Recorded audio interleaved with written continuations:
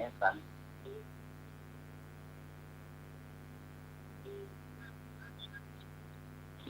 น้องพ่อมน้ำน้องโอ้โห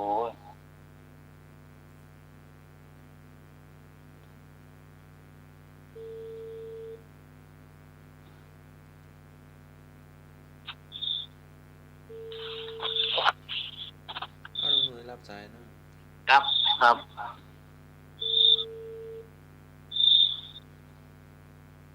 รับสายโดย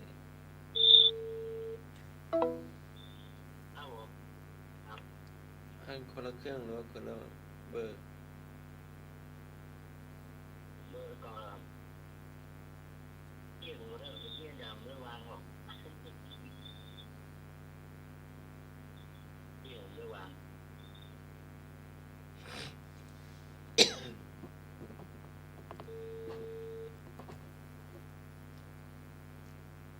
ครับมาแล้วครับน้ำหมายมายัง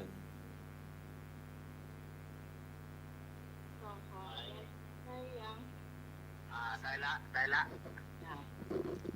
แต่เสียงเบาอากาศอ่ะใช่ไหม หา อ๋อได้ละโอเค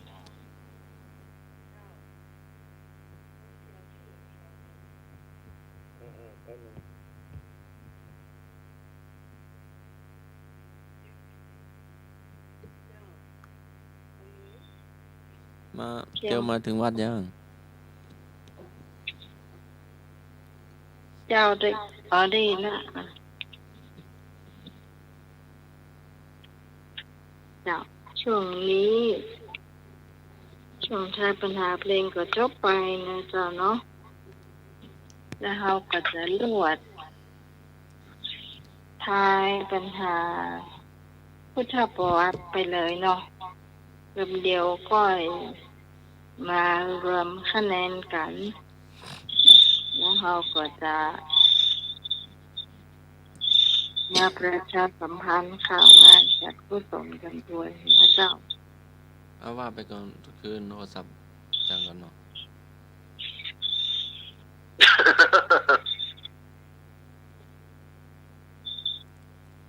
เจ้าช่วงนี้ก็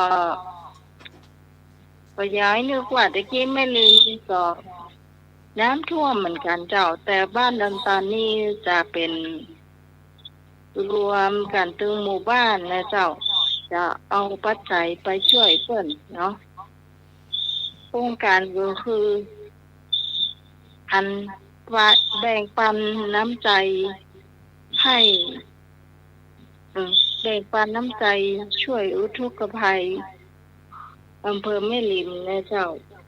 บ้านที่เปิ้นเอ่อน้ำเซาะเนาะบ้านล้มเป็นหลังนะแต่เราช่วยกันแล้วที่24 25 2 วันเนาะก็ได้20,000ปลายเฉพาะอันนี้เฉพาะหมู่4เนาะอันนี้บ่เกี่ยวกับตำบลนะต้องมาเอาอย่างอื่นนะเจ้า เพราะว่าคือเจ้าเปิ้นจะเอาไปซื้ออย่างอื่นเนาะเข้าของตังอำเภอเพิ่นก็ฮื้อไปเนาะเอานี่จะเป็นสะสมสะตางค์อย่างเดียวที่ไปช่วยหมู่บ้านอื่นนี่เพิ่นจะเอาอย่างไปนี่ฮอกบ่ฮู้นะเจ้าแต่เดี๋ยวค่อยมาประชาสัมพันธ์กันนะเจ้าผมมีแหมหลายเรื่องที่จะมาเอ่ยกันนะเจ้าเนาะแต่ว่าตอนนี้เนี่ยเราจะมาพุทธประวัติก่อนตอนเรื่องนะเจ้า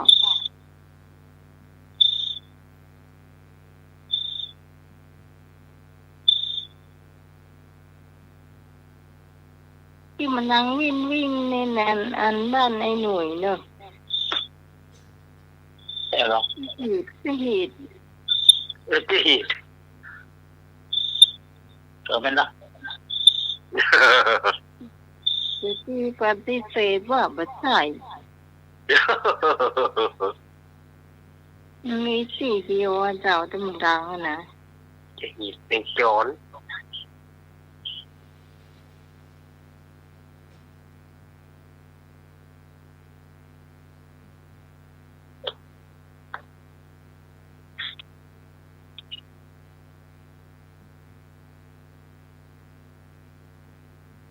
ธรรมชาติ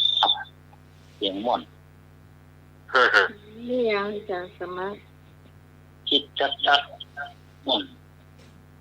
แต่ว่าไม่ได้ยินแล้วเลิก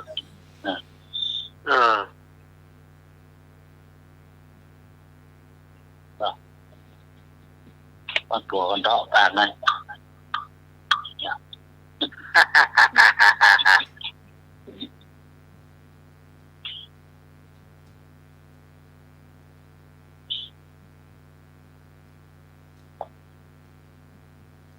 ตัวของเขาไอ้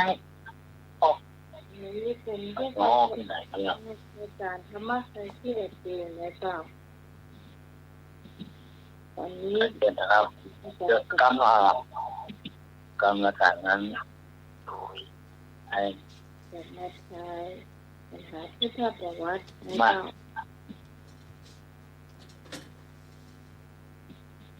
เจ้า 053226058ครับ อืม ท่านประพฤติพรหมจรรย์เพื่ออะไรใครเป็นผู้ถามใครเป็นผู้ตอบ และตอบว่าอย่างไร โอ้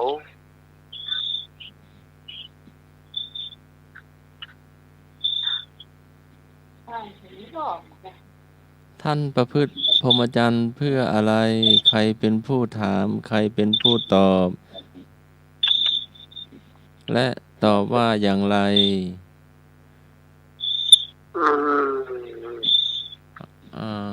มีข้อให้เลือกเลยเนาะเดี๋ยวดูก่อนกอไก่พระสารีบุตร ผู้ถาม พระปุณณมันตานีผู้ตอบขอไข่พระมหากัจจายนะผู้ถามพระอานนท์เป็นผู้ตอบมีสองข้อให้เลือกเนาะท่านประพฤติพรหมจรรย์เพื่ออะไรใครเป็นผู้ถามใครเป็นผู้ตอบและตอบว่าอย่างไรก็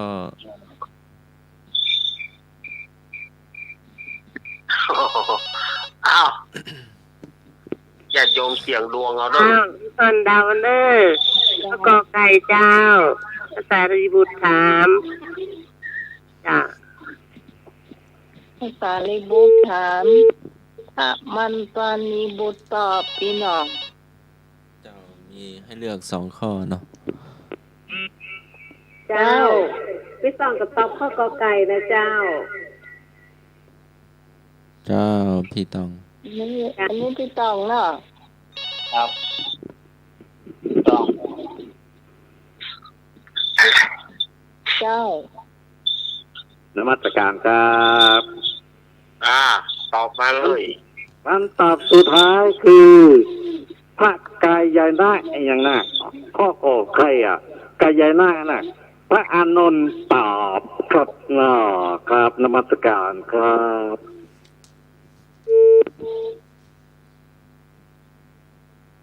ขอใครเนาะ ตอบว่าขอไข่ กดตึงมาทันเนาะคุณแฟนพันธุ์แท้พี่กรณ์ก็จะตอบข้อขอไข่เหมือนกันพี่กรณ์ก็เดาเอาจ้ะ เจ้า หากัจจายนะเป็นคนถามพระอานนท์เป็นคนตอบจ้ะ ครับอ้าว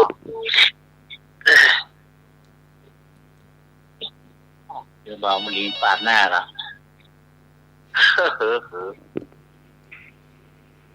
เจ้าน้องไหมเดี๋ยวตัวพร้อมเนี่ยเอากอไก่นะเจ้า เจ้า ครับผมขอใครเนาะ อันดีเอากอไก่ เรียวกอไก่ กอไก่สามละ3 คนกอไข่ก็มี2มาผีจะตอบต่อไปตอบได้เจ้า เสียงดวงมา ฮัลโหล เจ้า ครับผม น้องไหน เจ้า ครับ น้องไหน เจ้า พี่ทอนเอาข้อกอไก่เนอะ เจ้ากอไก่นอ ออกไปโอ้โห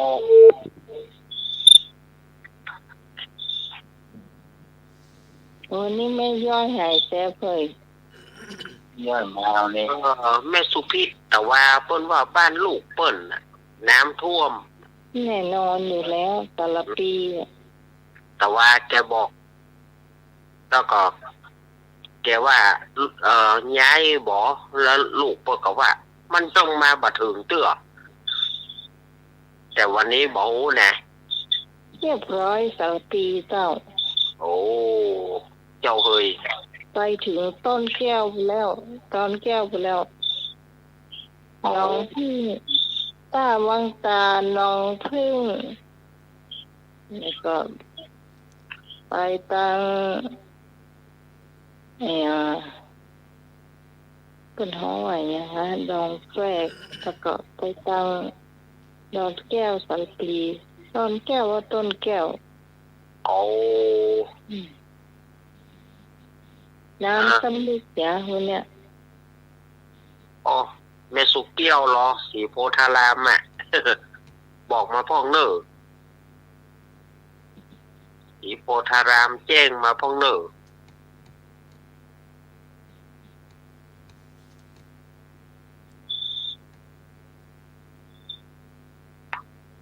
หมดแล้วกันเนาะจะได้เฉลย ครับผม ท่านพระพุทธพรหมจรรย์เพื่ออะไรใครเป็นผู้ถามใครเป็นผู้ตอบ และตอบว่าอย่างไรตอบข้อกอไก่พระสารีบุตรเป็นผู้ถามพระปุณณมันตานีบุตรเป็นผู้ตอบตอบว่าเราประพฤติพรหมจรรย์เพื่อความดับไม่มีเชื้อ โอ้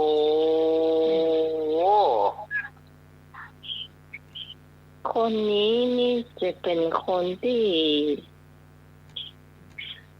เก่งในการธรรมกถึกอะ เอาพวกห้องธรรมกถึกคนมีเรียงลำดับหรอ แน่น พระปินโตโลพันลือก้องกึกเนี่ยธรรมกถึกพระบุญน่ะมันตานีเนี่ย ถวายความดีคือพระกัจจายานะเนี่ยเปิ้นเรียงลำดับกันหรอ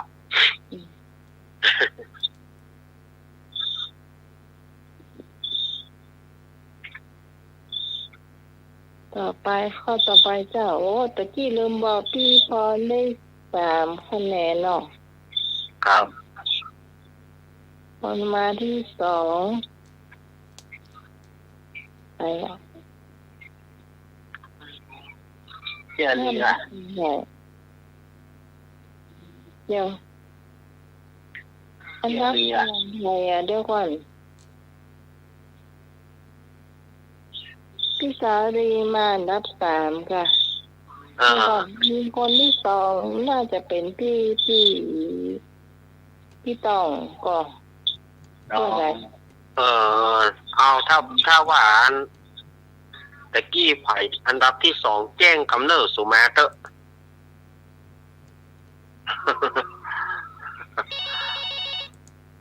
แจ้งกำเนิดสุมาเตอะ ว่าพี่พร เจ้าแม่นละเจ้า เล่นแล้วเนาะ เจ้า พี่ตองได้2 คะแนนแล้วพี่ตองเลิก เจ้า เดี๋ยวพี่โจย โดนเลยไม่หลง ไม่หลง แล้วก็พี่สารีได้1 คะแนนเจ้า1 คะแนนก็มีความหมายนะสะสมไปติ๊กๆเจ้านี่มันยังไม่สิ้นเดือนแต่ฮะ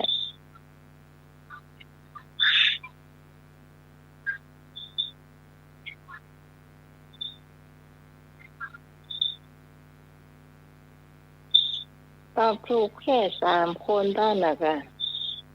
ได้ไง นี่3 คนเท่านั้น เป็น3 นาทีเจ้าพี่พรพอเหรอ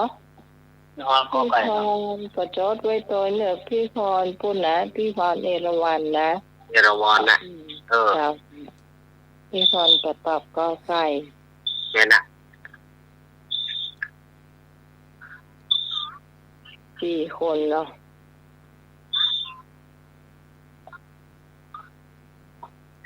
เจ้าก็ต่อไปเลย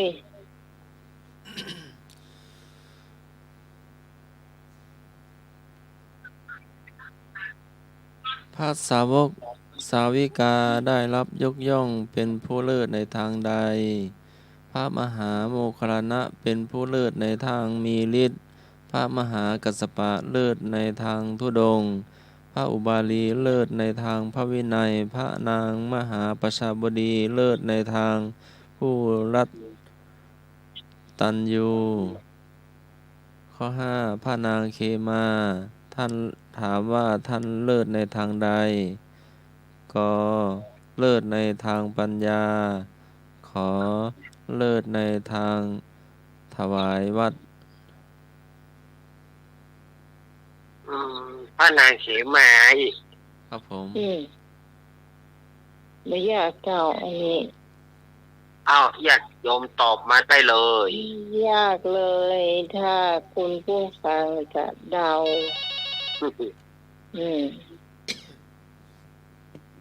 เจ้า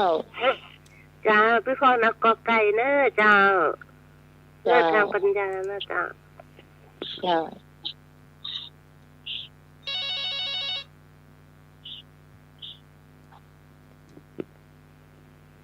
เจ้า นมัสการครับคำตอบสุดท้ายคือไอ้ยังกอไก่ครับเอากอไก่ครับเนาะครับนมัส ถ้า การค กั รั บบ พี่ป๊อปปี้นี่ต้องฟังให้ดีๆ ถ้ามันจะเพิ่มคะแนน โอ้โห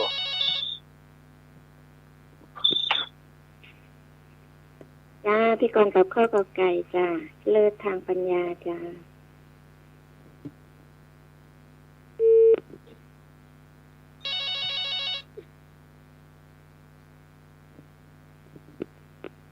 เจ้า เจ้าพี่กรณ์กับเอาข้าวกอไก่นะเจ้า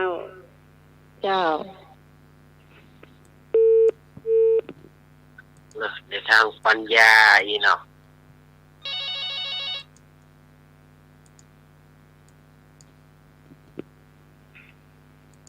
เจ้า เจ้าน้องหมายพี่กอไก่นะเจ้าเลิศทางปัญญาเจ้า เจ้า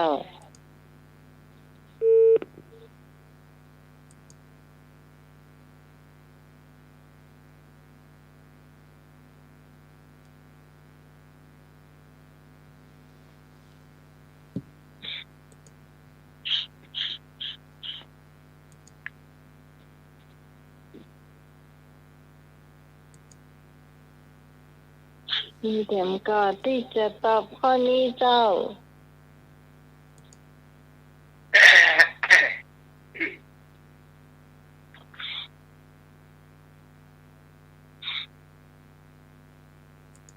เฉลย อ่า พระนางเขมาเป็นผู้เลิศในทางปัญญากอไก่ โอ้ ก็คือถ้าเอาจากตะกี้ก็เกือบจะใบ้ว่าอันเหมือนกับอันนะภาษาลีบูตมันจะง่ายแล้วใบจ้ะ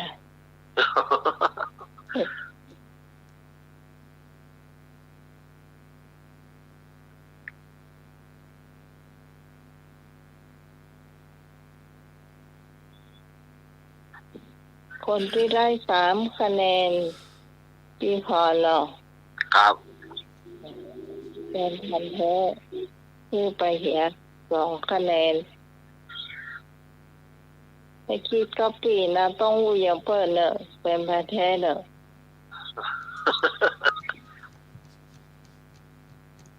นอกด้านก็ได้1เจ้า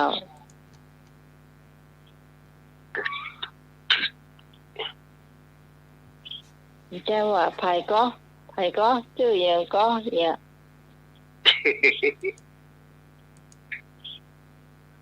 อาจารย์สมากก็ต้องอ่าน2 รอบเจ้าคำถามต่อไปปัญหาวิชาพุทธานุพุทธประวัตินักธรรมชั้นเอกถามว่าพระมหาบุรุษทรงทอดพระเนตรเห็นแก่ทรงทอดพระเนตรเห็นคนแก่คนเจ็บคนตายแล้วทรงบรรเทาความเมาในอะไรได้บ้างพระมหาบุรุษทรงทอดพระเนตรเห็นคนแก่คนเจ็บคนตายแล้วทรงบรรเทาความเมาในอะไรได้หรือว่ามีข้อนี่ก่อนอะไรนะอาจารย์อารักษ์ว่าจะว่าอะไรนะไอ้อย่างมีกอไก่ขอไข่ให้เลือกอะจะมีให้อธิบายเนาะตอบให้ทั้ง3 ข้อแล้วก็ให้อธิบายต่อพระองค์ทรงบรรเทาความเมา3 ประการ 1. ความเมาในวัย 2. ความในความไม่มีโรค 3. ความเมาในชีวิต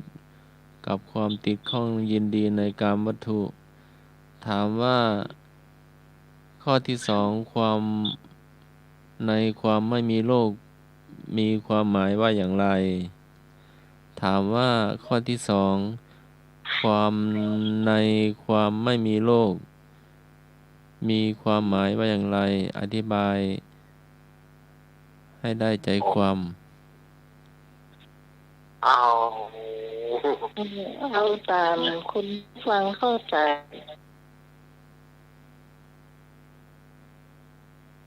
ถามชั้นเอกนะเรามาถามชาวบ้านนะอันที่หลังเจ้าสี่ฟังแล้วก่อนมาตอบเหตุการณ์เนอะ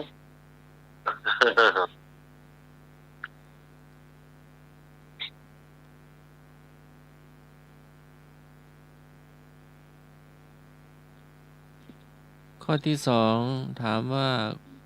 ความในความไม่มีโรคมีความหมายว่าอย่างไรอธิบายตามที่ชาวบ้านเข้าใจความไม่มีโรคคือลาภอันประเสริฐมันเมาจะได้หรือว่ามันไม่มีโรคเราเมาเพลินหรือว่าจะได้ก็รักษาตัวหรอกต้นไม่กินต้นมาถ้าเพิ่นดูแลตัวเองดีครับเป็นบุญเป็นยังเป็นบุญเป็นกุศลเต้าด้วยครับเต้ามีโรคมีละมันมีโรคมันกินนี่แต่ตัวเอาเนี่ยครับโรคภัยไข้เจ็บหรือว่าโรคอะไร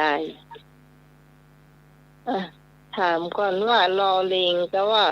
รอเรือคอควายสระโอรอเรือคอควายความในความไม่มีโรค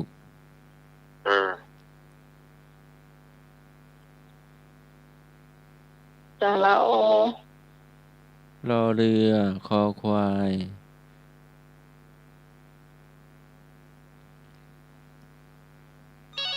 โรคปากเปลี่ยนโรคใจเป็นเลี้ยงเป็นเปิดเป็นเลี้ยงเป็นมลกต๊อกแก๊กเจ้นมัสการครับว่าไม่มีโรคนี้อธิบายยากขนาดนะครับแต่ผมลองดูนะว่ามีโรคนี้ในร่างกายของคนเรานี่เป็นอมตะครับน้อครับนมัสการครับ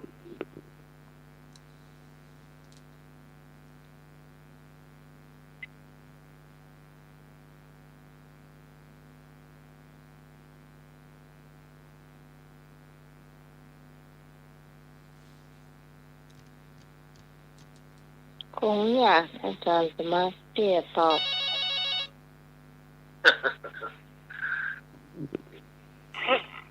เจ้า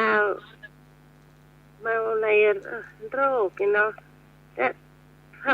ะพุทธพระมหาบุรุษทรงแลเห็นว่าทุกคนก็มีการเจ็บไข้เจ็บป่วยกันทั้งหมดทุกคนเนาะทุกคนต้องมีการเจ็บป่วยแต่ถ้าหากใครไม่เจ็บป่วยก็เป็นลาภอันประเสริฐเหมือนกันค่ะพระอาจารย์ อ๋อตอนนั้นมีโรคโอ้นักเลยว่าท้องไตเป็นเนียงเป็นเอ็นเป็นโตเป็นสะปะสะปิดก็แห่บวมอ่อนบวมกลางปองเนาะ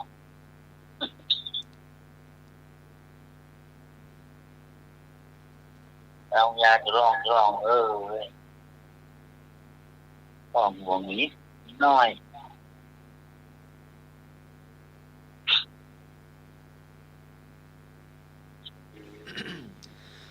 พระมหาบุรุษทรงทอดพระเนตรเห็นคนแก่คนเจ็บคนตายแล้วทรงบรรเทาความเมาในอะไรได้ ต่อพระองค์ทรงบรรเทาความเมา3ประการคือ 1. ความเมาในวัย 2. ความในความไม่มีโรค 3. ความเมาในชีวิตกับความติดข้องยินดีพอใจในกามวัตถุ มันบรรเทามันจางคายมันพวกเราเบาลงเนาะ ทุเราเบาลงก็คือคนว่าเขาจะต้องแก่หรือเนี่ยนายฉันแน่ตอบว่าใช่พระเจ้าค่ะพระองค์ก็จะแก่เนี่ยแล้วเขาก็จะเจ็บหรือฉันแน่พระเจ้าค่ะพระองค์ก็จะเจ็บเหมือนกันเนี่ยแล้วเขาก็จะตายแกใช่พระเจ้าค่ะพระองค์ก็จะตายเหมือนกันม่อมฉันก็จะตายเหมือนกันเนี่ยอันนี้คือว่าที่นายฉันนะพูดตอบแล้วก็ท่านมหาบุรุษเพื่อกับว่าอีบ่ไหวแล้วเขาคนอีเขาก็ไปมีความหมายยังอยู่ได้ตึงแก่ได้ตึงเจ็บได้ตึงตายอ่ะเปิดพิจารณาเขาปฏิบัติครับเพราะเปิ้นบหารมาถึง29 ปี29 ปีเต็มเลยที่เปิ้นบ่ได้หารเนี่ยเพราะว่าแต่ละวันไปอยู่แต่ละปีเนี่ยไปอยู่ปราสาทของเปิ้น3 ฤดูครับฤดูฝนเปิ้นก็ไปอยู่แหมหลังนึงฤดูร้อนเปิ้นก็ไปอยู่แหมหลังนึงฤดูหนาวเปิ้นก็ไปอยู่แหมหลังนึงเพราะเปิ้นก็คือความสบายเสียงตีเลย มันใจอ่ะแหละพ่อเปิ้นบ่ให้ออกไปเนาะครับมันเป็นลักออกไปอย่าครับแม่นคือว่าเพราะว่าพระเจ้าศรีสุโธทนะกลัวว่าลูกจะได้บวชกลัวได้หารเหตุนี้ก็เลยบ่ให้ไปว่าคนที่แก่คนที่อายุนักเนาะเจ็บเป็นอย่างนี้เพื่อไปอยู่ภายนอกเพิ่นเพื่ออยู่ตรงไหนเนาะกลัวโรคปัญหาครับ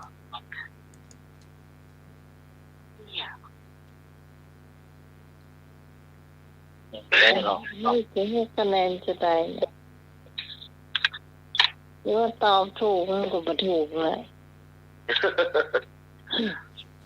การสมัครทำเกินไป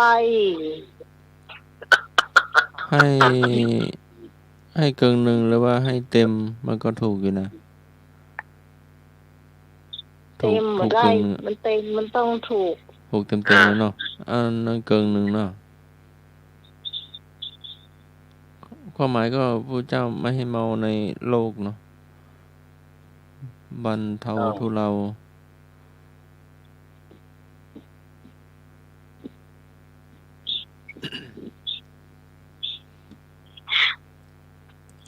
คน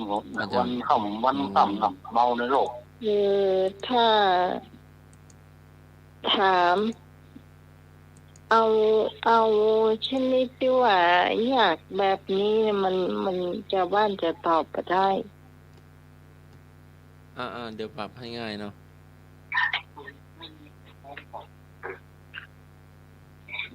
เดี๋ยวหาข้อง่ายก่อนเนาะว่าก่อนเนาะอย่าลืมส่งฟังแล้วก็ไม่บอกว่างกันจำสมัครจะทำเกินไปถามอยากจะปล้ำหมดเลยเอาระดับอนุบาลเนาะเดี๋ยวครับยากขนาดนั้นโอ้วันอย่างนี้เอากันนมัสการครับเอาเตียนข้อมีช้อยกะเนาะเป็นช้อยกอขอคองอเนี่ยมันขนาดเลยครับเนาะครับนมัสการครับ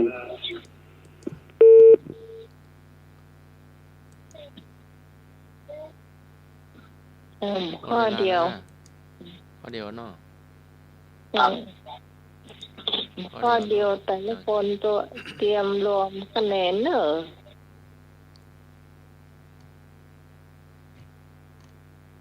ข้อเดียวเนาะหายไปไหน ถามว่า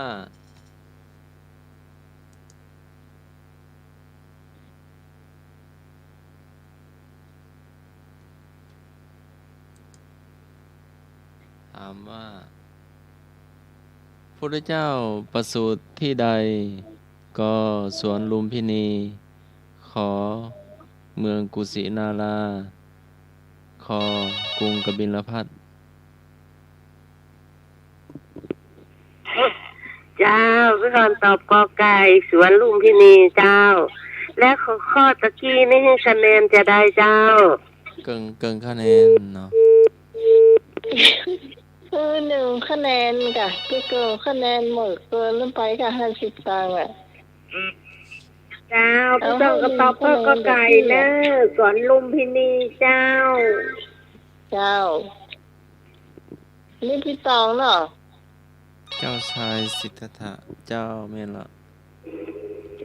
จ้าพี่กรก็ตอบข้อกอไก่จ้าหลวงสวนลุมพินีจ้าเจ้า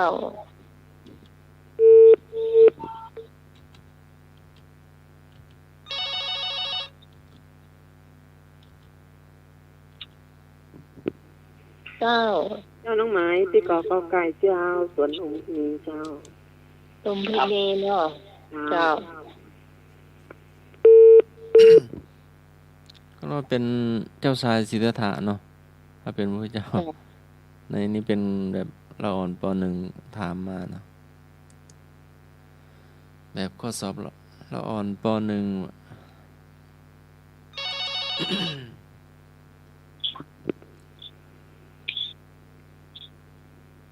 ฮัลโหล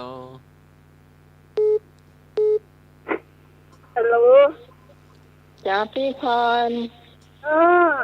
พี่พรก็ตอบข้อกอไก่เนี่ยส่วนลุมพินีอ่ะค่ะเจ้าครับผม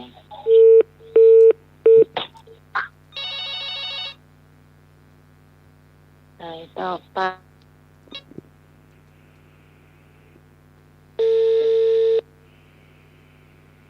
ฮัลโหล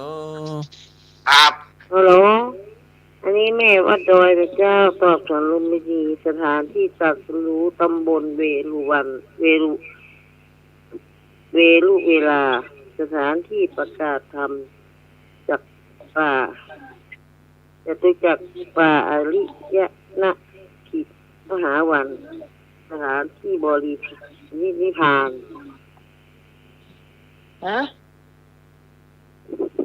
แม่วัดดอยเจ้าแม่วัดดอยไหนแม่ดอยแห่นพระเจ้าแม่วัดดอยแห่นพระตอบหมดเลยตอบก็สถานที่ประสูติสวนเวรุลุมพินี สถานที่ตรัสรู้ตำบลอุอัรุนนั้เวน ลา ได้ถามเจ้าไม่ต้องมันได้ถามตอบแค่ประสูติพอละ เจ้า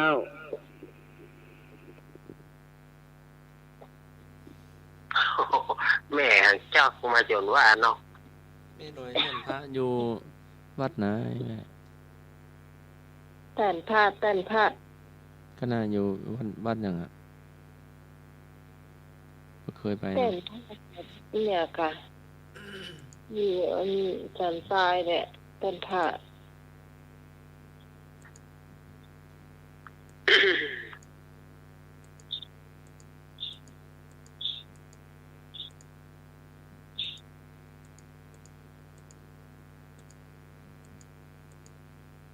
เชิญเลยเจ้า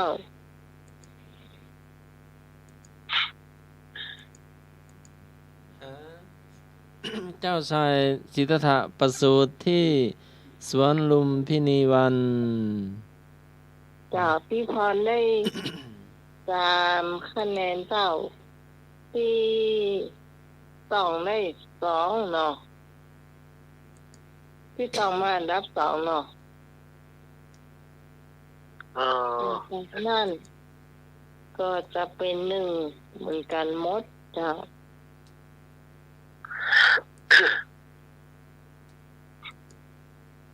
จดคะแนนรวมคะแนนไว้เนอะแล้วก็จะไปรับเตือนนะกระเดียวรอเน้นรักเจ้านิทานเซตนี่ก็จะต้องบอกคะแนนนะเจ้าแต่ก็รวมถึงนั้นเสาร์อาทิตย์ที่แล้วตัวหน่อบวกเข้ามาเลยเนาะจะนิมนต์เจ้าครับ ช่วงของการเล่านิทานมาละแต่ก่อนที่จะเล่านิทานก็กฐินวันที่10 พฤศจิกาเนอวัดอาตมาภาพเนาะแล้วก็หลายวัดอยู่เนาะที่เพิ่นมีงานกฐินแต่ปีนี้ที่วัดอาตมาภาพมีวันที่10 พฤศจิกาตรงกับวันอาทิตย์พอดีเนาะอันนี้ก็แจ้งกับศรัทธาญาติโยมวันนี้อาตมาภาพจะได้เล่านิทานอานิสงส์การถวายผ้าวสาหรือว่าถวายผ้าจำนำพรรษาเพราะว่าใกล้จะออกพรรษาละทีนี้ก็จะเอาเรื่องของอานิสงส์การผ้าจำนำพรรษามาเล่าให้กับศรัทธาญาติโยมเป็นนิทานธรรมเนอะเป็นนิทานจากธรรมวัดปืนเมืองเพิ่นมีเรื่องเล่ากันว่า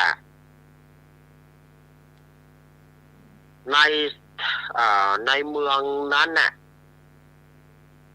ก็ยังว่าเนาะในเมืองก็จะมี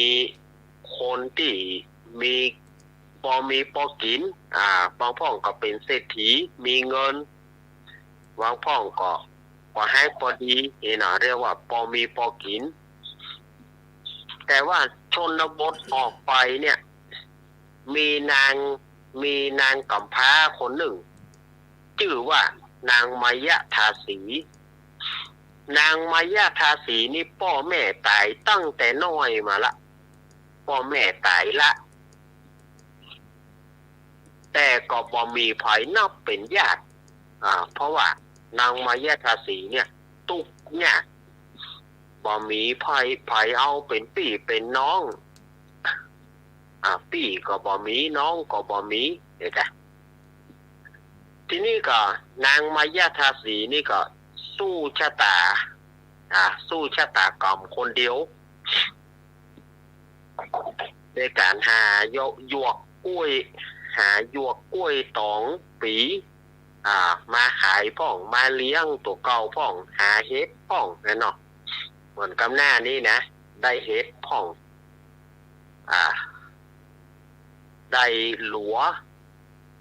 เอาไปขายแลกข้าวแลกอย่างมากินพอประทังชีวิตอยู่แต่ว่านางมายทาสีเนี่ยเปิ้นก็บาเสียศีล คือรักษาศีล 5โดยตลอดตามที่พ่อแม่เปิ้นสอนไว้เมื่อ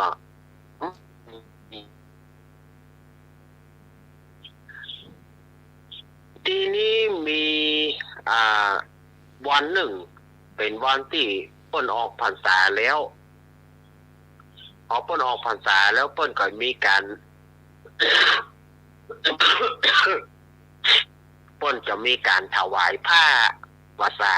แด่ภิกษุสามเณร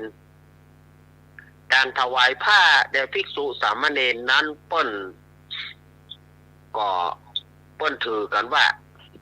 ถ้าอู้เป็นภาษาบ้านเฮาก็จะว่าจะได้ฮะเป็นค่าจ้างนี่เนาะเป็นรางวัลเป็นค่าจ้าง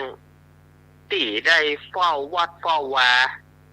ตลอดพรรษาโดยบ่ได้ไปไหนนี่นะอันนี้เพื่อเป็นรางวัลของ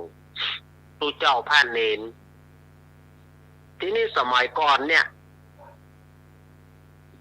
มันบ่เหมือนสมัยนี้สมัยก่อนนี่จะต้องใจล่ามใจล่ามหรือว่าวัยวัจกรเนี่ยไปเป่าเอาบ่ได้มีเครื่องตามสายเหมือนสมัยบัดเดียวบ่ได้คือปหลวงบ่ได้คือกำนันอย่าประกาศเหมือนบัดเดียวล่ามหรือว่าวัยวัจกรบัดเดียวนี่ง่ายจะประกาศนั่นอย่างก็คือปหลวงหั่นปหลวงหรือว่ากำนันเป็นผู้ประกาศไปเครื่องตามสาย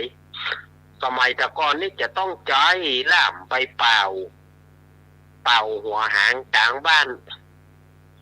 วันผูกเปิ้นจะตานผ้าวาสาเนอะนี่นะสมัยก่อนเปิ้นเป่า แต่สมัยบัดเดียวนี้บ่ได้ยินละในการไปเป่าหัวบ้านกลางบ้านบัดเดียวบ่มีละมันก็ไปตามยุคตามสมัยเนาะทีนี้เปิ้นเป่ากันเรียกอะว่าวันผูกนี้เปิ้นจะตานผ้าวาสาเนอะทีนี้นางมายาทาสีเนี่ยเขามากึดใจว่าเฮาจะเอาไอ้หยังไปตานตู้เสื้อผ้าบ่ได้เสื้อผ้าจะนุ่งก็บ่มีเฮาจะเอาหยังไปตานเนาะเฮาเกิดมาตุกว่าแต่เปิ้นก็มันกึดใจนำคำหรือว่าเปิ้นมีผ้าสบายนะคือผ้าตุ้มนี่นะผ้าสบายมีผืนเดียวได้มีผ้าสบายผืนบางมีผืนเดียวนางมายาทาสีก็บอกว่าเฮาก็เหลือค่าผ้าสบายนี้เฮาควรนำผ้าสบายไปซักตากแล้วเอาไปถวายทานโดยเปิ้นเพื่อจะได้อานิสงส์เพื่อจะได้ป้นทุกข์พ่องนี่นะนางมายาทาสีนี่ก็เลยตัดสินใจเอาใบไม้มานุ่งศรัทธาญาติโยมคนตุกสมัยตะก่อนตุกแตะตุกว่านะตุกถึงขั้นว่านุ่งใบไม้ศรัทธาญาติโยมว่าบาดเดียวนี่เฮายังถือว่าดีนะเสื้อผ้าเฮาเนี่ยถือว่าดีบาดได้หยิบได้หนาบ สมัยก่อนนี่สมัยอาตมายังมีอยู่นะนุ่งผ้าหนาบผ้าปะเนี่ยผ้าหนาบแล้วก็หนาบแถมสมมาโดยเฉพาะก้นเตียวเนาะ โดยเฉพาะก้นเตียวนี่นะหนาบแล้วก็หนาบแถมปะแล้วก็ปะแถมเนอะ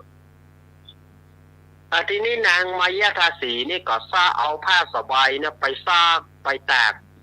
แล้วก็ยอมนุ่งใบไม้ถึงวันผูกนางก็ถือผ้าสบาย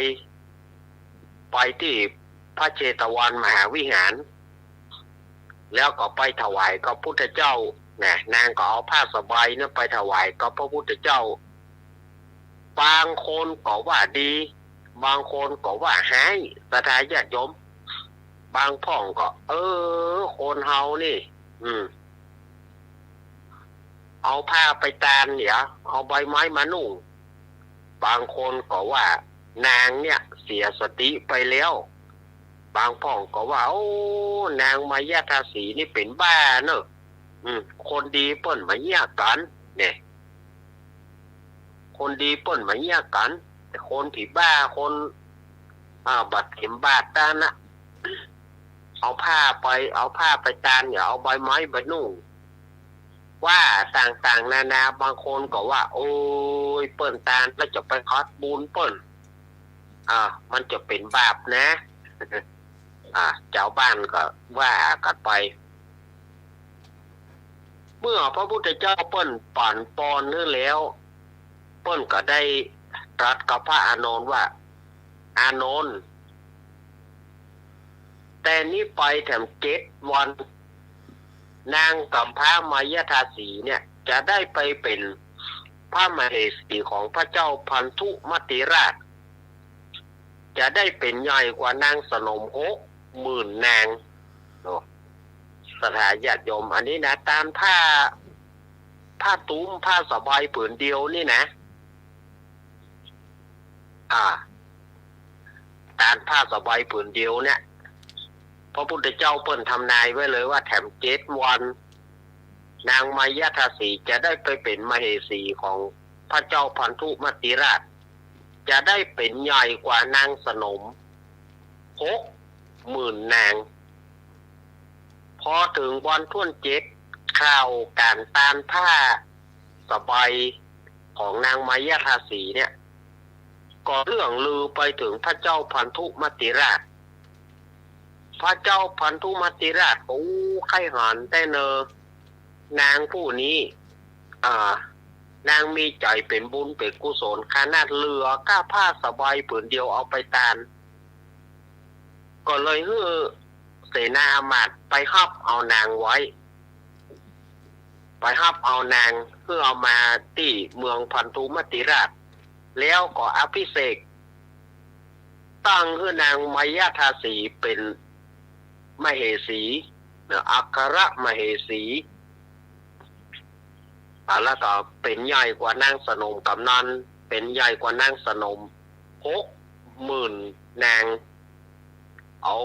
สถาญาติโยมขนาดตานผ้าอย่างเนาะได้อานิสงส์ขนาดนี้เลยนะ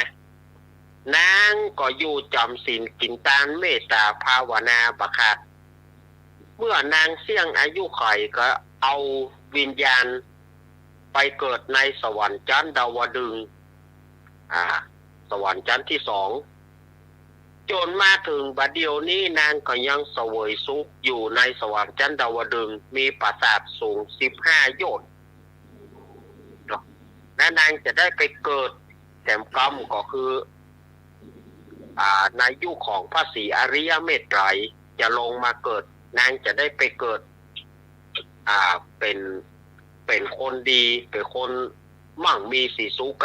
แต่จะเกิดในตระกูลไหนนั้นอันนี้เปิ้นก็แจ้งมาเนาะเปิ้นก็บอกมาเนาะเขาก็เอาที่มันมีอยู่ในตำรานี้อันนี้ก็คือตำราขันตานผ้าจำนำพรรษาอันนี้ส่งมีปัน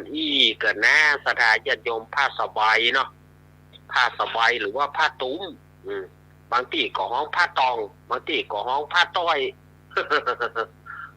มันจะห้องเหมือนกันนะบางที่ห้องผ้าตองผ้าต้อยผ้าสบายว่าไปอันนี้ก็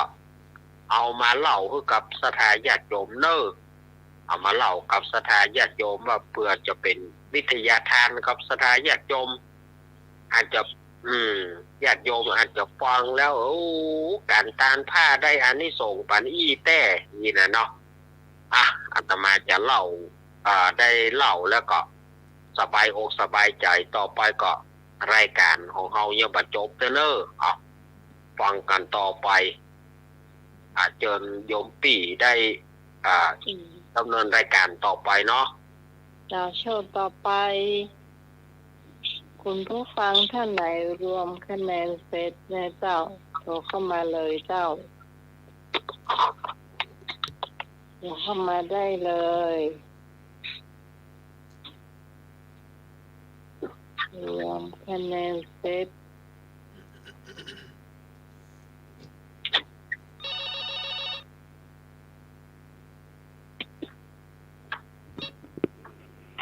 เจ้าพี่พรเพลงได้13พุทธะได้10รวมเป็น23 ปิดแล้วได้เจ้ารวมเป็น43เจ้า43เนาะ43พี่พรได้43นะเจ้า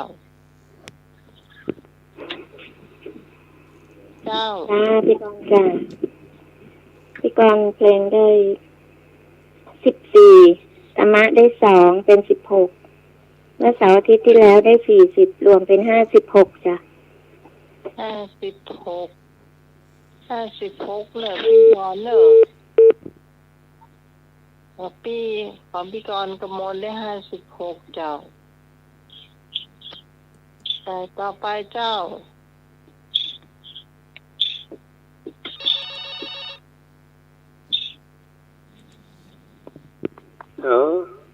เจ้าเยี่ยมเมื่อก่อนวันนี้ได้6คะแนนไอเอกได้6คะแนนก่อนได้2เพลงก็ไม่ยอมมานี่นะเอกได้6คะแนนเจ้า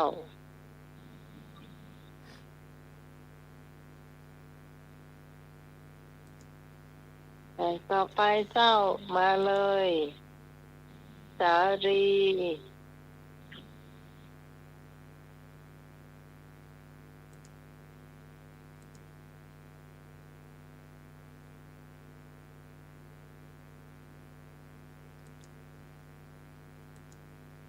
เสร็จหรือยัง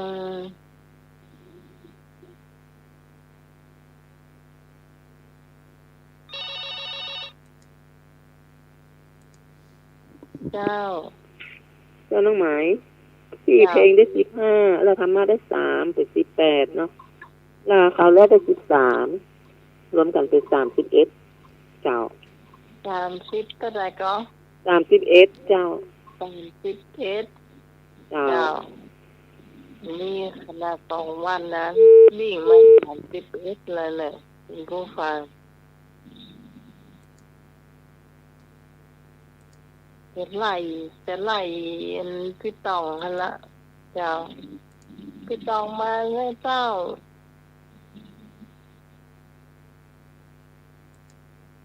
ตองมาเนอะ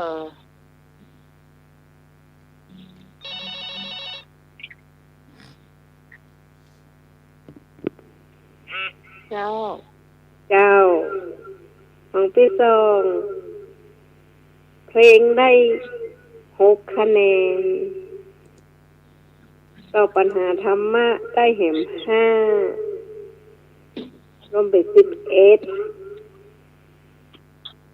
ของอาทิตย์ที่แล้วเป็น45คะแนนเนาะบวกประเดี๋ยวนี้แหม11เป็น56เจ้าโอ้ยมันเต้ากับพี่กรเต้ากันเต้เลยจ้าเจ้าเอาแล้วเนอะพี่กรกับพี่บอกเจ้าเป้เลย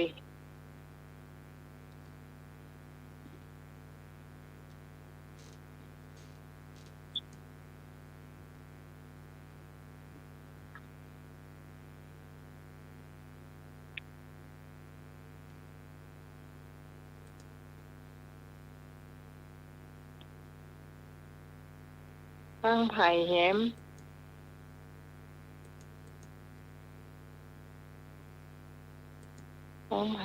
แฟนพันธุ์แท้มีกี่คะแนนวันนี้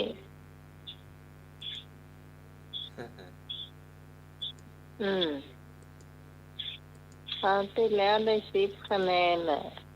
วันนี้ได้กี่คะแนนน่ะเข้าใจ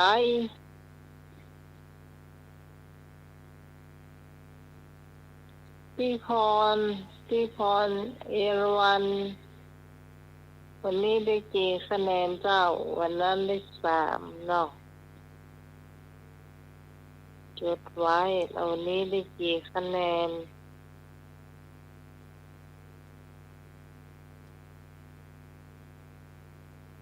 ขั้น2คนก็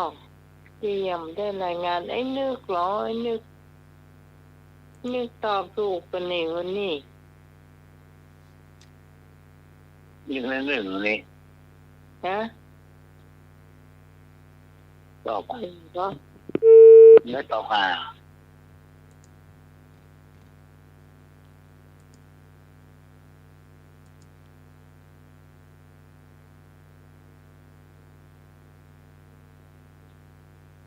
สายว่างแล้วนะเจ้าโทรเข้ามาได้เลยว่าพี่พรเพิ่นรอจดอยู่นะเจ้าตอนถูกจะได้เจ้าจัดสมัคร ฮะ มัน พรุ่ ถู ง ก นี้นะพรุ่งนี้ก็มีธรรมสัญจรครั้งสุดท้ายครั้งที่3ที่วัดลำเปิงตะโพธาราม ก็เสร็จจากนู่นก็มาออกรายการเนาะทันไม่รู้ไม่แน่ใจว่าทันก็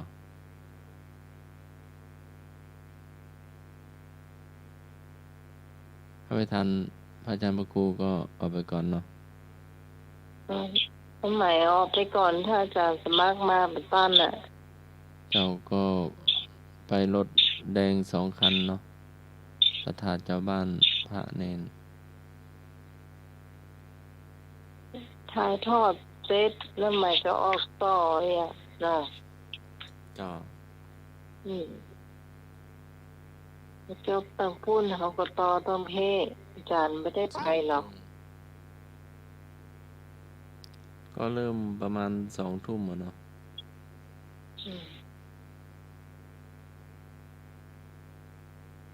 1 ทุ่ม1 ทุ่มครึ่งพร้อมกันเนาะ ประชาสัมพันธ์ย่อๆเนาะก็วันที่29พรุ่งนี้วันอาทิตย์ก็ธรรมสัญจรคณะสงฆ์ตำบลสุเทพเขต1เขต2ร่วมกับเทศบาลตำบลสุเทพเนาะวัดในตำบลสุเทพแล้วก็หน่วยอบรมประชาชนประจำตำบลทั้งอำเภอเมืองเชียงใหม่เนาะก็มารับฟังแสดงพระธรรมเทศนาเนาะแล้วก็วันที่2ก็รถด่วนกลุ่มสาวก็เคลื่อนมาที่วัดฝายหินเนาะวันที่30ก็ประชุมคณะกรรมการวัดเนาะแล้วก็วันที่5ก็งานฉลองประเรียนธรรมที่วัดสนดอกผ้ารามหลวงเนาะจงเจ้าก็ภาคินานุประธานอุทิศให้บรรพบุรุษพระมหาเถรานุเถระผู้มีคุณอุปมีผู้เป็นอุปการะคุณเนาะอุปการะคุณขออภัยเนาะต่อพุทธศาสนาเนาะแล้วก็ช่วงบ่ายก็ฉลองประเรียนธรรมเนาะแล้วก็วันที่6ก็กวยสลากที่วัดสนดอกพระรามหลวงเนาะ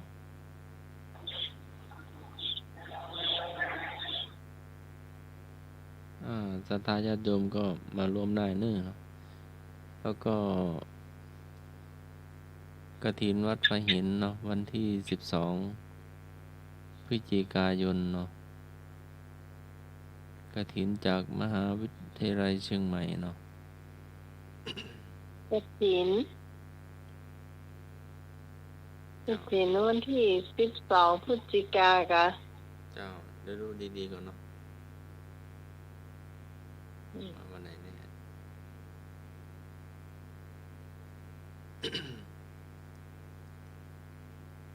นี้ว่ากันเนาะไปฮับพี่พรมาก่อน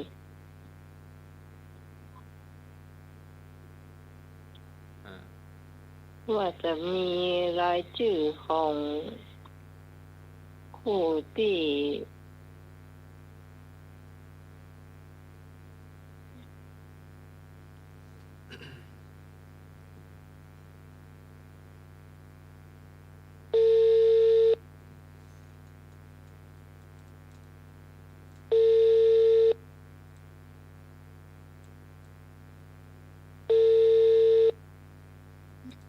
เจ้ากาภาษาเจ้า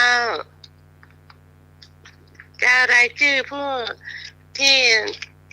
รายนามผู้บริจาคผ้าป่าเจ้ามีท่านแรกน้องไหมปัจจัย500อาหาร500เจ้าลุงหนุ่ยปัจจัย500อาหาร500จากอาจารย์สมัครปัจจัย500อาหาร500เจ้าปิกรกมลปัจจัย500อาหาร500เจ้าพิพรปัจจัย500อาหาร500เจ้า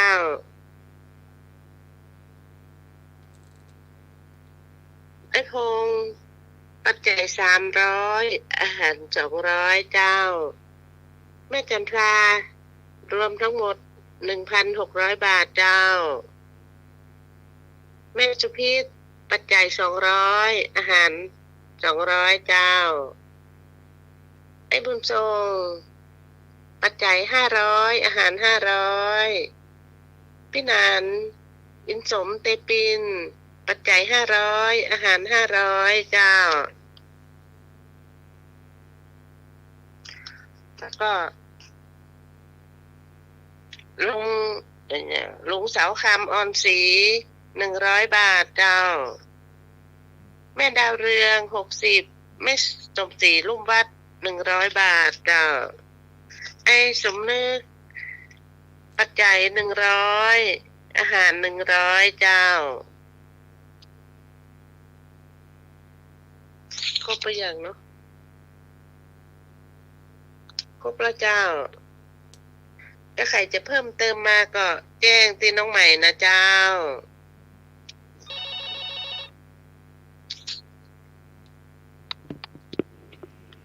โอ้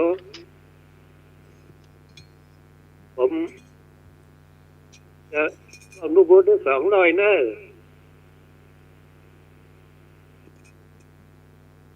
เจ้าอ้ายเอกอโมทนาหนึ่ง รวมลูกบุญได้200 บาทเจ้าอโมทนาหนึ่ง เจ้าสาธุเจ้าเอกเจ้า เป็นแล้วมาก็จะสายนอกรูแบบ รถตื้อก็ เจ้าวันนี้เจ้าพ่อเอก คือจริงเสียงจริงนะอันบ่ได้บุญเนาะบุญสืบสนอันทุกบุญอินตาคำเนอะ เดี๋ยวจะให้เอกว่าใดก็พี่พรว่าใดก็ บุญสืบสน นายบุญสืบ ชน นายบุญสืบชน อินตาค อินตาดำค อินตาคำก็ ำอินตาคำนายบุญสืบชนอินตาคำ200 บาทครับผม200เนาะครับขอบคุณครับ สาธุอนุโมทนาแก่เอกตัวนะเจ้าสุดหน่อยเอกพยาวเนาะครับ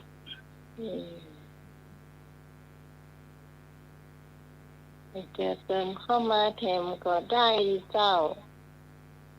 ได้อยู่เนอะเจอกันพี่น้องกันอยากกันเนาะชื่ออย่างก็ชื่อแต่เปิ้นเจ้าอาจารย์สมัครให้เอกชื่ออย่างคะจำได้แต่ชนตะกี้ก็นี่เนาะอ้าวโทรมาใหม่เนอะอ้ายจำได้แต่ตัวข้างหลังช่วยกันตามคือจำได้200หอม200เราจะนัดเลยสะกดเลยเจ้าสะกดให้ฟังเลยเนาะรถเนอะ เจ้า บุญสืบชน สืบชน ครับอินตาคำเป็นชื่อสืบชนอินตาคำอินตาคำครับผมข อ๋อ ครับ พี่พรตึกชนอินตาคำเนอะ จ้ะ จ้า ตึกชนอินตาคำ ชื่องานป่ะ เจ้า ชื่องานป่ะตึกชนอินตาคำ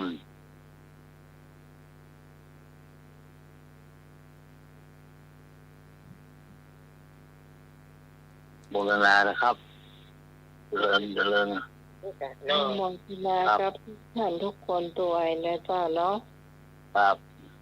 ที่ โอ้มาดีได้ทำบุญด้วยกันนะ กุศลด้วยกันนะเจ้า ครับ อยู่บัญชีหน้าใหม่กะ เจ้าค่ะ อยู่บัญชีหน้าใหม่กะ บัญชีถ้าไผ่ไปได้มาก็โอนเข้าบัญชีหน้าใหม่เจ้า เจ้าอันมาก็จะโอนไว้กับหน้าใหม่เนาะ ครับ เดี๋ยวถึงนั้นเดี๋ยวมาเดี๋ยวไม่มี จานสมัครก็เก็บไว้ให้500อะกัน ให้หน้าใหม่นะ ยอดเจ้าเก็บไว้ให้หน้าใหม่500 เจ้า หรือว่าจะเก็บไว้ให้200ก็ได้ที่300นี่มันมีหนี้260อะที่ขอให้บน2เฮือเดี๋ยวน้ำใหม่แท่งเฮือเด้อ จะได้ไม่กังวลเนาะเอาไว้กับหน้าใหม่นะหน้าใหม่ตอนเบิกมาลุงหนุ่ยเบิกมาเนาะ น้ำใหม่ของน้ำใหม่ครับเจ้าผมละ เบิกมาหมดแล้วเดี๋ยวเนี่ย ของ บัญ ใหม่ ชียังบอก น้ำใหม่ ชาวบ้าน เบิ่งมา เย็บมาหมดอะแต่ละคนที่ปันหอมมาเนี่ยก็อยู่นี่หมดละ ครับ แล้วบัญชีอย่างนั้นไหม เสือก้างของลุงหนุ่ยอะกะเป็นตัวยาวพวกวัดวะ เจอกันที่วัด เราจะได้ไม่กังวลเนาะหน้าใหม่เบิกอย่าง ครับ หรือว่า ถ้าอาจารย์สมัครจะโอนมากับเลขบัญชีมีเลขบัญชีน้ำใหม่วะ ไม่มีเนาะ เลยไอ้ของเราบัญ ถ้า ชี ลูก น้ำ ค้า ใหม่ ก็โอนเบอร์นี้เนาะไม่รู้ว่าเอกจะเอามาทางไหนหรือว่าโอนของเนาะ เดี๋ยวนะถ้าภัยมาไปได้ก็โอนเข้ามาก็ได้นะเจ้า515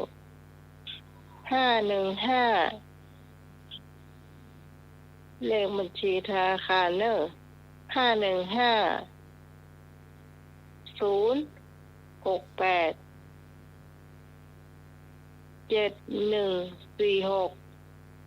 กรุงไทยสาขาแม่ริมเนอะ เบอร์อย่าง เจ้า 515-068-7146 ธนาคารกรุงเทพเนาะ กรุงไทย ชื่อเมชีไหมเนาะ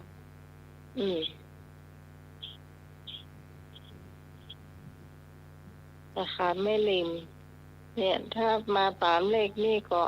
ชื่อหน้าใหม่ก็จะขึ้น ก็จะมากุคนละถ้าโอนได้ถูกต้องเนี่ยมาหมดละถ้าโอนเข้ามาแล้วก็จะไปลืมเนอะโทรมาบอกตัวเนาะ ครับ เราก็จะได้หู บอกใหม่เดินเลยครับได้หูเนาะ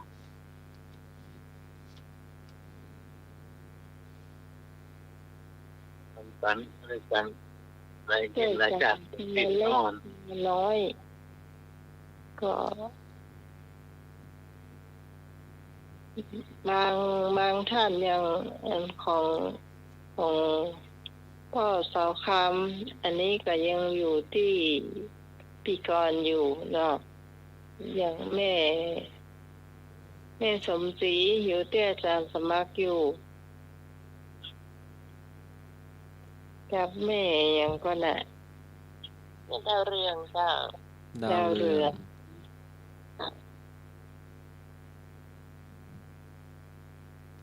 มีสุดสี100มีดาวเรือง60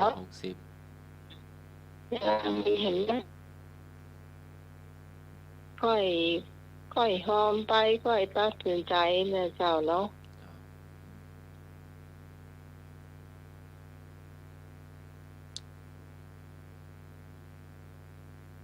จากน้อยก็จะเป็นนักเพิ่มขึ้นมานะเจ้า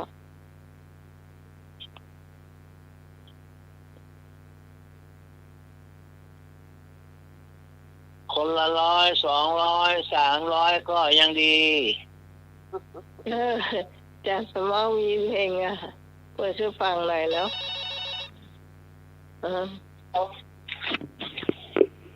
เจ้า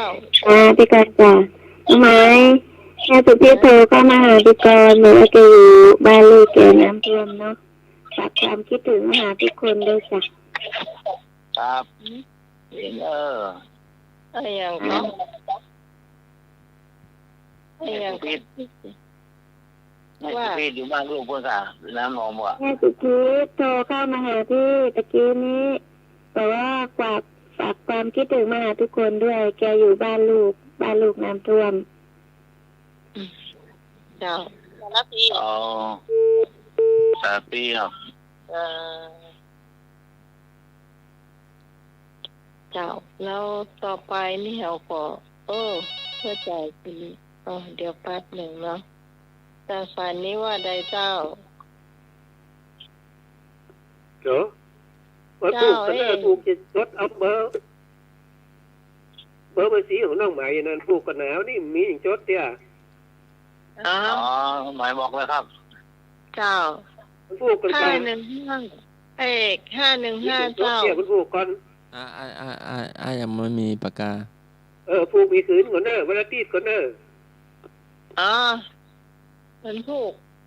ก็จดก็ได้เนาะผูกก็จดก็ได้นี่มันมีอย่างจดเนี่ยหรือว่ามาหาอาจารย์สมัครก็ได้เนาะครับเจ้าที่เลขบัญชีที่อาจารย์สมัครก็มีเจ้าถ้าขอแม่เรืองกับแม่สมศรีฝ่ายหินก็จะโอนให้น้าใหม่เนาะเจ้ามันมือหรือมันแสดงว่าขี้ค้านเก็บขนาดนี้เนาะไม่จะโกงเงินนี่ไปก่อถ้าหาแต่ว่าเอามาตัวเองมันดีไม่ห่วงมันจะได้ไม่ห่วงเนาะมันก็โคกความดีไม่ก็แก้เงินถ้าแต่ว่าเอาไปหมดมากันปวดจะตามไปปลอกกัน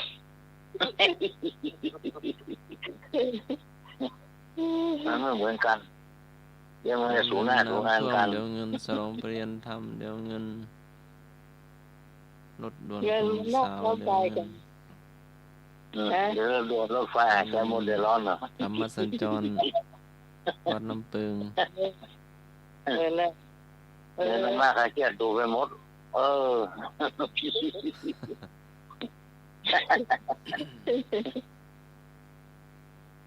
พิ่งหมดแก้วลูกแล้วพี่กรนั้นโอนถือยังโอนปิดเห็นไหมเดี๋ยวมันไม่รู้จักกันเดี๋ยวไม่โคบกันไม่ดีเนาะแต่มาแล้วจากที่มาเราไปปลาออกถุงอย่างละ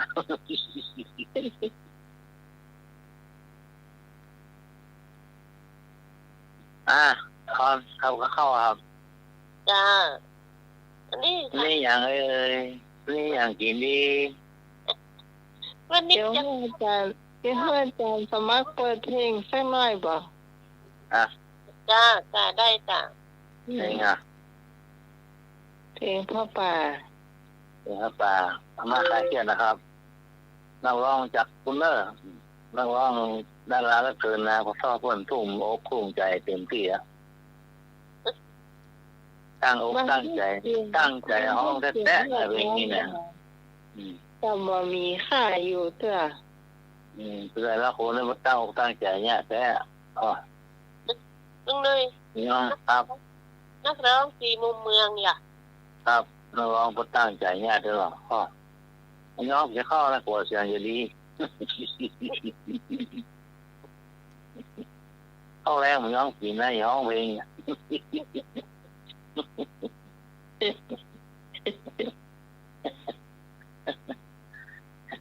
ก็หาป้ายกัน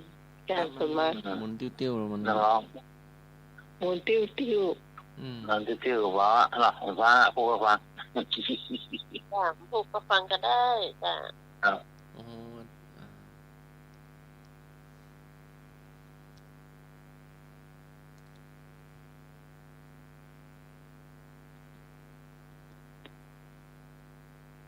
หมุนติ้ว ติ้วๆเนาะ มันลอกไว้หรอกนะคะ เดี๋ยวของเปิดของแม่ก่อนดูเนาะ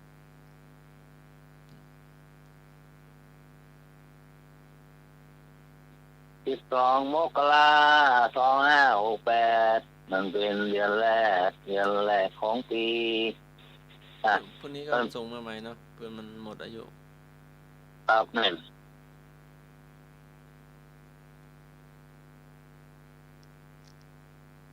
ว่าจะห้องสดนะ ห้องสดเนาะ ตอนที่โทรมาพี่กรมาบอกอาจารย์สมัครก็ได้ ว่าตัวหาแม่ก่อนเนาะ ครับ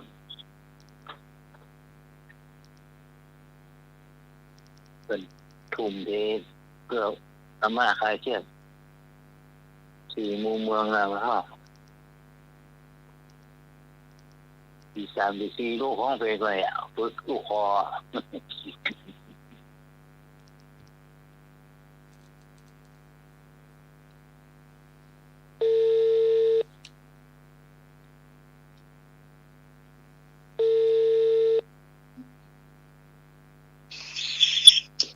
ค่ะ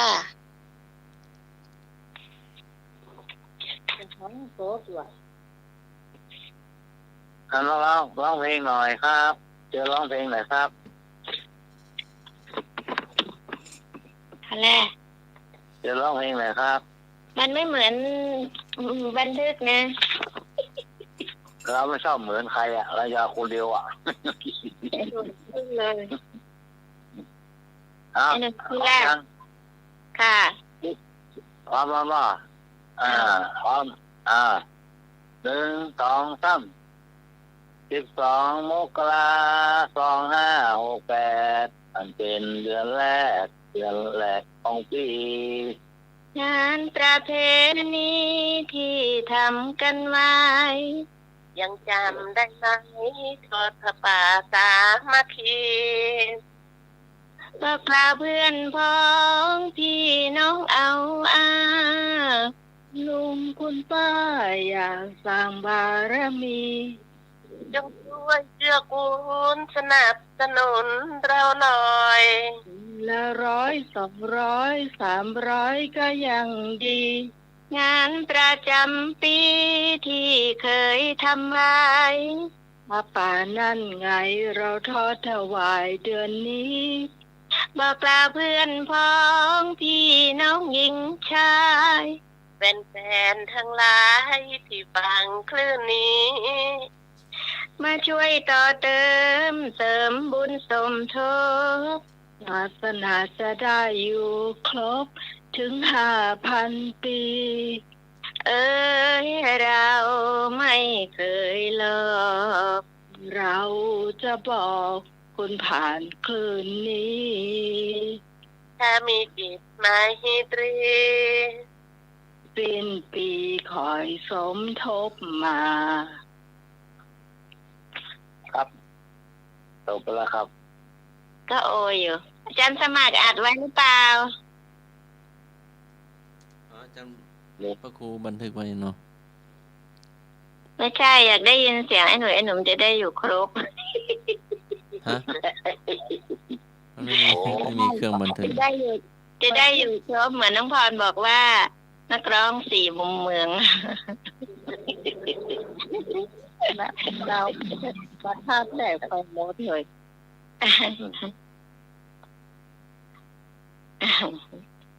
ครับคนละน้อย200ก็ยังดีเนาะพี่หัว นี่หนูแน่ครับว่าค่าแค่แล้วแบบคนออกแบบกันนะอย่างนี้นะเอาหนังแกะยิงเข้าตัว เป็นสปอร์ตแล้วเนาะ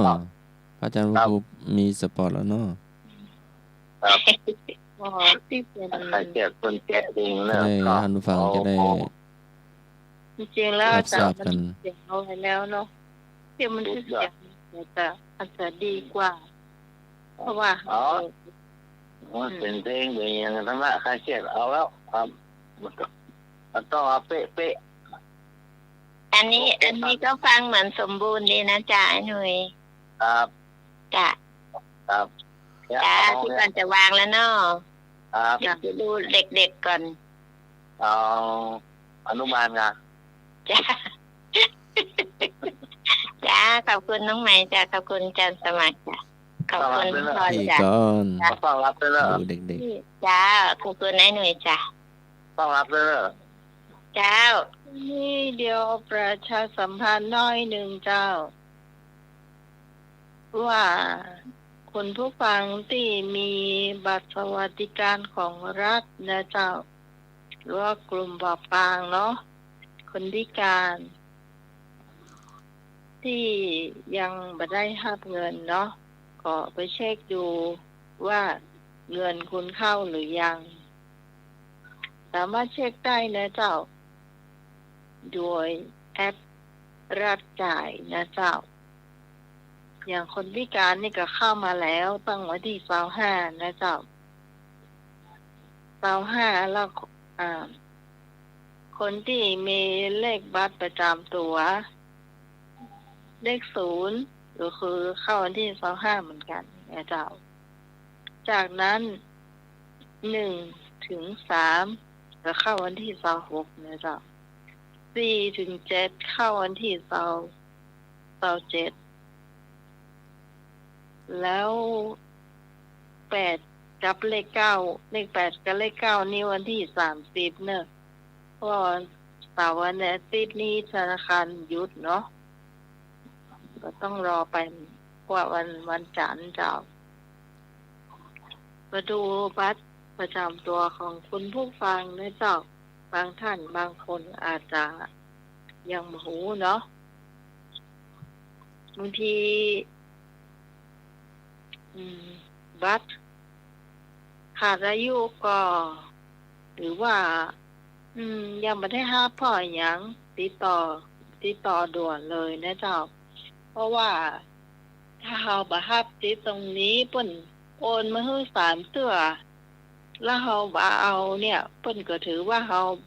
บ่เอาเงินสตางค์ที่เปิ้นโอนเข้ามาเนอะอย่างเดือนนี้เราบ่ฮับอีเนาะเพิ่นจะโอนมาแห่งเดือนตุลาวันที่22เนอะวันที่22เราไปเอาแหมเปิ้นก็จะโอนมาพฤศจิกาแหมวันที่22เหมือนกันถ้าเราไปเอาแหมก็22เดือนธันวาก็จบเดือนธันวาน่ะก็จบข่าวเลยเจ้าหมดสิทธิ์ละแต่คุณผู้ฟังก็ต้องไปเช็คเพราะว่า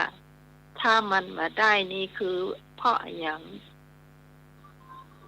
เช็คดูได้จากถ้ามีโทรศัพท์เนาะคนที่เก่งเนาะก็แอปรัฐจ่ายเข้าไปทางแอปรัฐจ่ายนะเจ้าแล้วพิมพ์บัตรประจำตัวของเราเข้าไปแล้วมันก็จะมีชื่อขึ้นมาว่า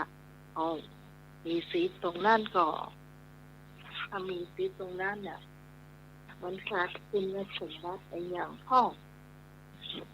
เรายังไม่ได้ทำเนี่ย ๆ เจ้านั่นหมายว่าใกล้ อย่างก็อย่างก็ ๆว่าใกล้ๆหัวศัพท์อะ เดี๋ยวทำไมลืมเปิดอันนี้ลืมเปิดดูถึง เนี่ยล่ะ รู้คนเดียวเจ้ามาจากแอปรัฐจ่ายนะจะพิมพ์เข้าไปเนาะมันก็จะเข้าไปดูได้ว่าตัวเฮาเนี่ย มีสิทธิ์ก็หรือว่าเพิ่นโอนมาแล้วแต่ว่าเฮาไม่ได้ไปเอา มันขาดอย่างพ่องหนึ่งบัตรประจำตัวหมดอายุก็ถ้าหมดก็จะไปทำนะเจ้า เดือนหน้าก็ไปรับได้อยู่เจ้าวันที่22 ตุลาเนาะหรือถ้าเป็นคนพิการเดี๋ยวนี้คนที่ไปรับนี่ก็ยังมีนักอยู่นะเจ้าโดยเฉพาะคนพิการถึง 90,000 ปลายก็เนอะคุณผู้ฟังก็บ่รู้สาเหตุว่าเพราะหยังเพิ่นบ่รู้ตัวกาหรือว่าบัตรของที่เพิ่นมันจะไม่ใช่นะเจ้าถ้าคุณผู้ฟังบ่เข้าใจนะอย่างบัตรประจำตัวของเขาเนี่ยจะทำที่อำเภอนะเจ้าแต่ว่าของคนพิการเนี่ยจะมีแบบหนึ่งเขาต้องไปถ่ายที่พุ่นนะเจ้าสารกลางอันนั้น5 ปีนะเจ้าเพิ่นจะต่อเตือหนึ่งเนาะเขาขาดไปกาเขามีสิทธิ์แต่ว่าเขาขาดเขาไม่ได้ไปต่อเห็นนะเจ้ามันตันอยู่เจ้าตันอยู่ถ้าทำเดี๋ยวนี้ก็ตันอยู่เพราะว่าเดือนหน้าตุลาเดือนหน้าวันที่22ไปกดเอาได้นะเจ้าพวกถึงเดือนธันวาพวกแต่ถ้าผ่านเดือนธันวาไปแล้วนะเจ้าคุณผู้ฟังหมดสิทธิ์แล้วเนอะเพิ่นจะโอนมือ3 รอบด้วยกันนะเจ้าอันนี้น้องใหม่ก็ฟังแล้วฟังแหมฟังแล้วฟังแหมนะแล้วก็พยายามให้คุณผู้ฟังได้เข้าใจตรงนี้นะเจ้าเพื่อให้คุณผู้ฟังเสียสิทธิ์เนาะสตางค์หมื่นเนี่ยก็ไม่ใช่ว่าหาได้ง่ายๆในปัจจุบันนะเจ้าหายากเหมือนกันโดยเฉพาะมันเขียมเนาะช่วงนี้เงินเขียมแล้วก็น้ำก็ซ้ำมาท่วมตัวเนาะก็ลำบากหน่อยคุณผู้ฟังมีนักก็ช่วยกันนักเนาะอย่างทางบ้านน้องใหม่นี่ก็อำเภอแม่ริมเนาะเปิ่นก็มีน้ำท่วมก็ช่วยกันตึงหมู่บ้านนะเจ้าก็ประกาศกัน2 วันก็ได้สตางค์เป็นปัจจัยหมดนะเจ้าพร้อมกันเอาไปฮื้อเนาะต่างอำเภอสวยแล้วฮื้อต่างหมู่บ้านที่เปิ่นบ้านโดนน้ำปิงเซาะเจ้า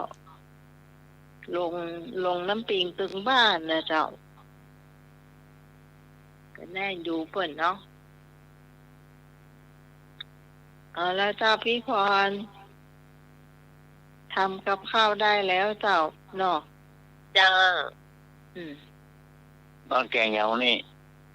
วันนี้จะคั่วผักลิบไม้ใส่หน่อไล่เจ้าโอ้อันนี้น่าแล้วโปรดไอ้หนุ่ยเนาะอ้อแต่จ้าเพราะ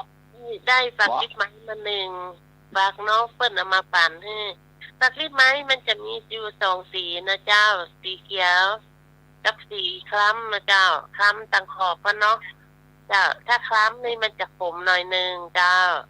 แต่ฝักที่เป็นสีเขียวนี่จะบะขมนะเจ้าถ้าชอบอันใดก็เลือกเอาอันนั้นเนาะถ้าเราชอบขมหน่อยก็เอาฝักที่เป็นสีคล้ำหน่อยนึงขมนะเหมาะอันที่บะขมมันหมูสันมันก็ลำไปอย่างหนึ่งนะเจ้าแล้วเอาเตรียมมาเลยนะเจ้าเตรียมมาฟักลิบไม้มันดังไปเนาะเผาที่รัวนั่นน่ะดีที่สุดละที่ฐานนั่นนะเผาเสร็จดังด้าน2 ด้านนั่นเนาะเผามันเป็นนี่แล้วก็มันสุกกะว่ามันสุกละเนาะเขาก็เอามาล้างน้ำเนาะหูดเอามันเปลือกนั่นน่ะที่มันไหม้น่ะออกหมดเลยเจ้าดำๆอย่างสีซ้ำมาออกหมดเลยรูดเลยเปิดก๊อกน้ำนะหูดจนมันหมดเนาะจะแล้วก็เอามาตัดหัวตัดท้ายเนี่ย แล้วก็เอาใส่จานไว้ก่อนนะเจ้าซอยมาซอยเจ้าซอยหั่นฝอยเลยนะเจ้าบางคนชอบหั่นฝอยหั่นมักหนาหน่อยนึงก็ได้เจ้าสักครึ่งเซนครึ่งนิ้วมือเนี่ยก็ได้เจ้าแล้วเตรียมนาไล่เจ้านาไล่นี่เขาแกะเปลือกก่อนแกะเปลือกแล้วก็มาล้างน้ำเพื่อสะอาดเนาะเอากระใจไม่จิ้มฟันหรือซ่อมทีที่มันเป็นฝอยๆนะเป็นเส้นน้อยๆนะเจ้าแล้วก็ตัดข้อที่กินมาได้นะตัดออกไปเป็นนี่เหลือเส้นอ่อนเนาะตัดที่มันเป็นข้อแข็งๆออกเนี้ยจ้ะแล้วก็ทำไปจนเที่ยงเลยนะเจ้าจนเที่ยงนอนไล่ถ้าชอบนอนไล่นักก็ใส่หน้าห้องถ้ามันชอบมันน่าก็เอามาให้มาดีนะเจ้าอีกแล้วตัดแล้วก็ใส่ถ้วยไว้ก่อนนะเจ้าเอาใจใส่หมูสามชั้นนะเจ้าอ่อนๆเนอะเดี๋ยวไปเอาไม่มันนักกำไรกินเอาสามชั้นอ่อนที่มีจีนพ่องเนาะจีนนักหน่อยเจ้าเอาก็มาหั่นบางๆนะเจ้าหั่นเสร็จแล้วตามที่เราต้องการเนาะเราจะใส่หลายพ่องใส่น้อยพ่องก็แล้วแต่เราเนาะหั่นเสร็จแล้วใส่ถ้วยไว้ก่อนพริกใส่ข้าวเจ้าถ้าเราพริกหนุ่มมันก็บ่ค่อยเผ็ดแต่ใดเอาใจพริกจีฟานเจ้าสีขาวๆก็ได้มันเผ็ดขนาดเลยฉะนั้นนะถ้าเรากินพริกหนุ่มพริกจีฟ้ามันได้มันฮ้อนท้องเอาใจพริกแด้จ้ะใจพริกแด้ก็ได้จ้ะประมาณ5-6-7 เม็ดเนาะ7 เม็ดใส่ในครกแล้วก็เอาหอมแดงแกะเปลือกให้สะอาดล้างให้สะอาดนะจ๊ะแล้วใส่พวกกระเทยกระเทียมแกะกลีบออกแล้วก็ล้างให้สะอาดแล้วก็ใส่พวกตำให้เรียบร้อยจ้ะให้มันละเอียดนะจ๊ะตำไปให้ละเอียดแล้วก็ใส่กะปิหน่อยหนึ่งนะเจ้ากะปินิดหนึ่งสัก1 ช้อนชาก็พอละเจ้าไม่ต้องใส่นักค่ะวิธีทำก็ตั้งหม้อน้ำมันนะเจ้าพอใส่น้ำมันพอสมควรจะไปใส่นักมันก็มันล้ำไปเจ้าใส่ก็พอดี1 ช้อนโต๊ะหน่อยนึงจ้ะใส่แล้วก็เอากระเทียมเจ้าทุบกระเทียมโต๊ะด้วยนะตับละเอียดลงในน้ำมันจะพัดที่กระเทียมเหลืองเขาก็เอาหมูใส่ก่อนเนาะเอาหมูใส่ก่อนพัดที่น้ำมันมันก็จะออกเห็นไหมจะพัดเนี่ยแล้วก็พริกลงพัดโดยจะพริกพัดแล้วก็เอาผักติ้ไม้เนาะที่เราหั่นฝอยเนี่ยลงพัดได้สักกำแล้วก็กลับไปกลับมาสักประเดี๋ยวหนึ่งสัก2-3 นาทีก็อันนอลงเจ้าอันนอลงพัดรวมกันหั่นเลยจ้ะพัดกะว่าใส่น้ำนิดหน่อยเจ้ารอมันเดือดแป๊บต้องเอาน้ำแห้งล้ำจ้ะมีน้ำน้อยหนึ่งก็ได้แต่บางคนไม่ชอบน้ำค่ะก็จะพัดจนแห้งพัดไปชิมรสดูเจ้าถ้ารสจางจืดหน่อยก็เติมรสดีเห็นหน่อยหนึ่งเจ้าพัดไปพัดมากระป้อมต้นหอมเจ้าล้างให้สะอาดเนาะแล้วก็หั่นปล่อยเสร็จแล้วมันกะว่าพัดดอกกับปักลิบไม้สุกแล้วก็เอาต้นหอมโรยลงไปเจ้าใส่ลงไปคนไปคนมาจนกำก็ปิดแก๊สเลยเจ้านี่ก็ได้ปักลิบไม้กับคั่วกับหน่อเจ้ากินก็ข้าวหุงก็ได้ข้าวนึ่งก็ได้เจ้าลำกินฮ้อนๆเนอะเจ้าเย็นมันมาไข่ลำละเจ้านี่ก็จบไปแล้วเลือกผัดกับลิบไม้ใส่หน่อไร่เจ้าเนาะจ้าถ้ากินเองต้องใส่จีนแล้วจ้าลุงนุ้ยใส่ไข่เนาะจ้าแล้วเขาบอก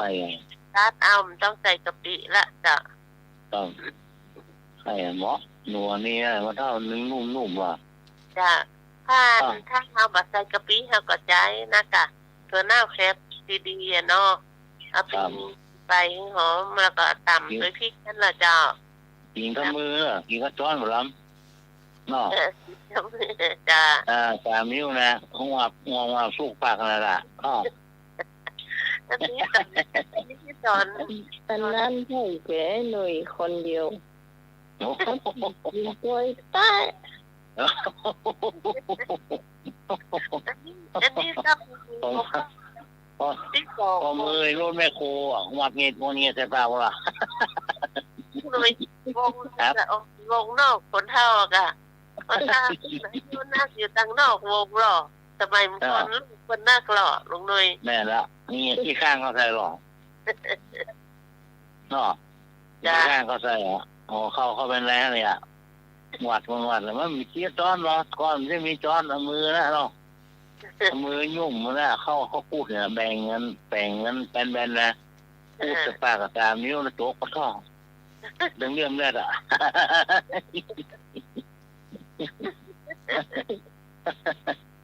ตอนแรกผมอยากสิ้นปีมือมาเปี้ยกันนะอย่างนิ้วขวานิ้วเนี่ย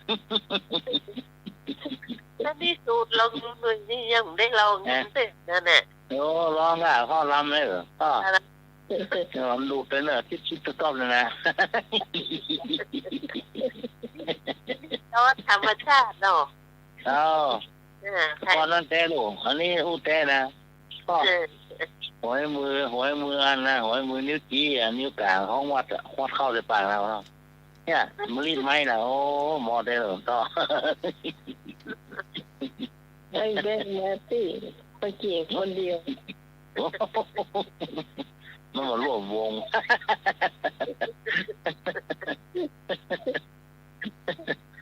เกิดมาบุกเกิดป้าไปปุ๊บมันยังปุ๊บมากตาไม่กินเนี่ยเข้ากับกำนิ้วเหี้ยมันตาไม่กินน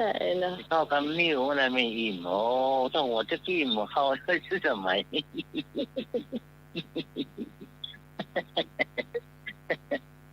นิ่งในเจ้าหัวจะกินหัวสู้ปากมาเปิดเขาว่ามันไม่อิ่มน้องไหมถ้าวันไปอยู่กับเปิ้นที่มีโรคนักน่ะน้องไหมเปิ้นนะเปิ้นคนลูกนักนี่ต่างคนต่างกินน่ะต่างคนต่างอันนี้อ่ะแล้วลูกกี่ลำแล้วบ่ทอดเนี่ยเบอร์วะ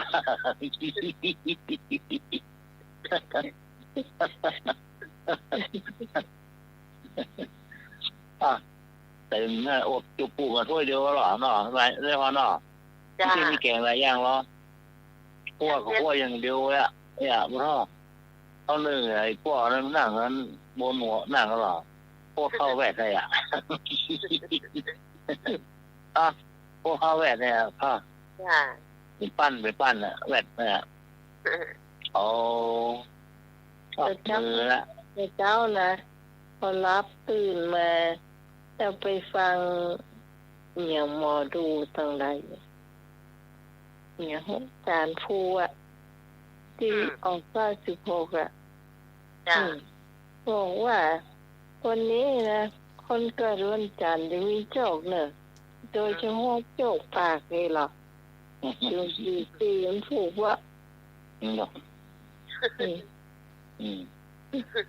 ก็ฟังไปแล้วก็รับไปเยอะละโอ้ไม่ได้โจกสักคำรับไปเนี่ยฟังให้จบเหมือนกันแล้วทีนี้พอแมลงเนี่ยพอ4 โมงแมลงละ4 โมงแมลงน้องสาวก็ประตูมาลูกค่ำแล้วพี่ซ่าซื้อพี่ซ่ามาให้โจกปลามันรุนจ้ะนี่มาถึงว่าตีจะได้กินละก็ห้าวก็ไหวมันยังเหม็นไว้เนาะคนเกิดวันจันทร์นี่หรอนี่ถึงตี 4ภูมิเจ้ามีโจกโดยเฉพาะโจกปากอยู่เรียนนี่ท้องเยอะเนาะก่อนเข้าดูเมื่อไหร่หรอ ก็โดนก่อนสอบโดนเมื่อยอ่ะพอเมื่อพอหมอพอมดเลยล่ะมันก็สบายเป็นก็เดินน้อยไปหาหมอเมื่อนั่นนี่โอ้ไปโอ้ยมีแม่เราหมวนแน่เนาะก็นักหัวนักแม่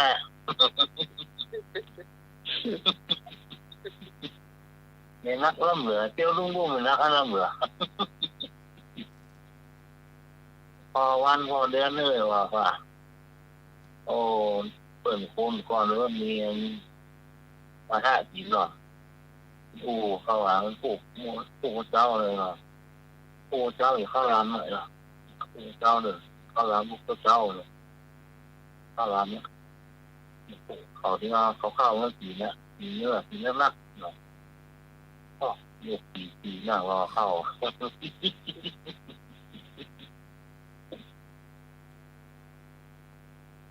เข้าลำมัว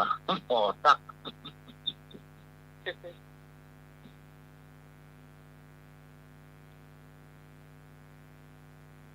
พี่ไอ้หนุ่ยว่าจะเล่า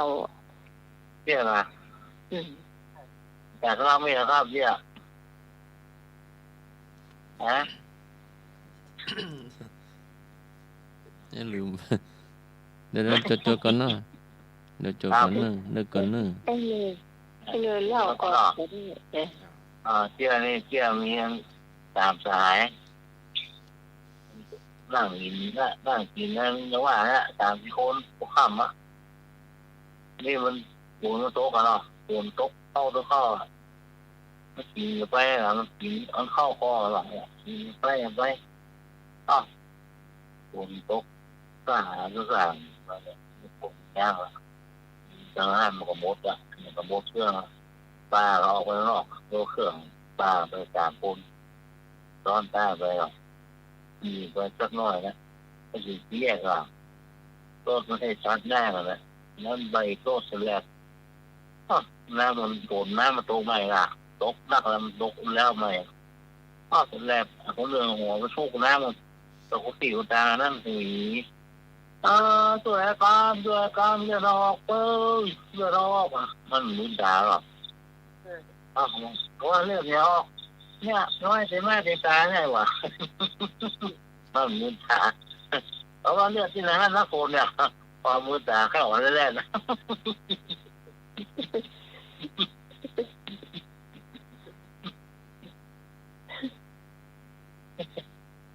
แม่จ่าว่าเว้ยหุ่ยจ้าค่ะช่วยทำช่วยการเรียกเราเบื่อค่ะ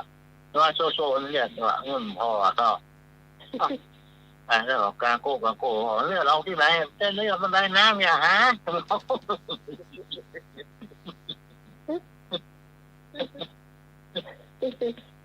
ใช่หมดเลย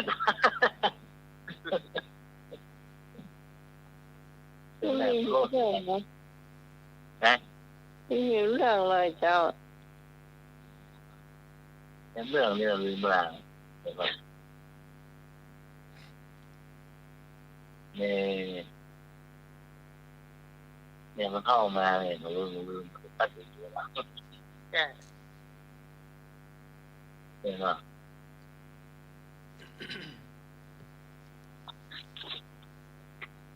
อยากว่ามีก็ว่าไปเห็นครูบาอาจารย์ไปแจกข้าวนำท่วมเนาะศรัทธาชาวบ้านก็ดีใจเนาะได้ทานข้าวเนาะทั้งเจ้าหน้าที่ก็ดีทุกคนเนาะที่ช่วยกันเนาะแต่พวกนี้เห็นว่าอาจารย์เลียวว่าจะไปทางทางอำเภอสารพีนู่นน่ะนานทินตุลุงหนุ่มตุตะวันไปกันเนาะทางก่อนเน้นแสงก็ไปตุตะวันตุลุงหนุ่มเนาะอาจารย์เลียวพวกนี้เห็นว่าจะไปทางนั้นนู่นน่ะแกเข้าเนาะแกเข้าตรงนั้นหรอเห็นหลวงพ่อพระครูปัญญาก็ไปเนาะหลวงพ่อพระครูวิสิตศิลาภรณ์รองเจ้าคณะอำเภอก็ไปเนาะแจกวัดแจกวาในอำเภอเมืองหลายวัดนะ เห็น ครับ วัด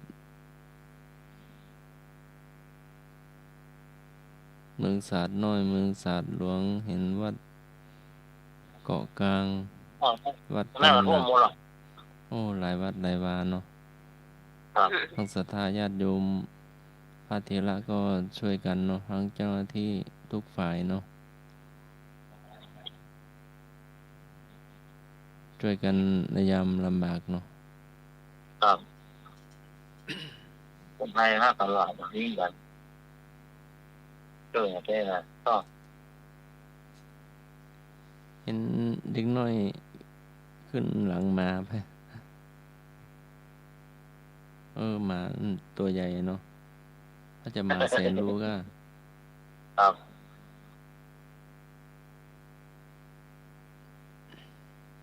ก็เอาวินาบาตเอาเงี้ยประตูเข้ามาตีเงี้ยไปเจ้าหัวว่ะ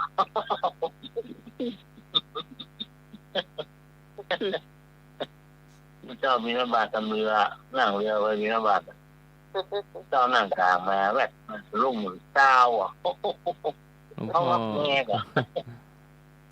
มาวัดกะ ครับตรงมีนาบาตในเรือนั่งเรือไปคนท้ายเรือสองคนหลอดหัวใต้ต้องนับเป็นหมาหมดอ่ะต้องแอบได้เป็นหรอหมาน้อยนะต้องงงแง่แต่พอนั่งรักเจ้า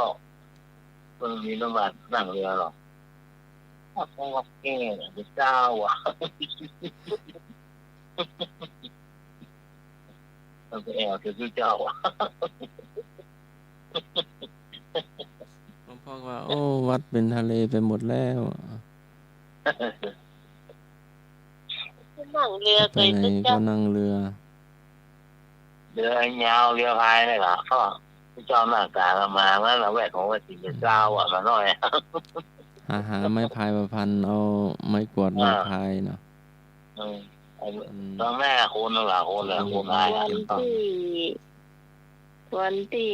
น้ำปิงนั่งนักนั่นน่ะวันที่เท่าไหร่ฮะเดี๋ยวก่อน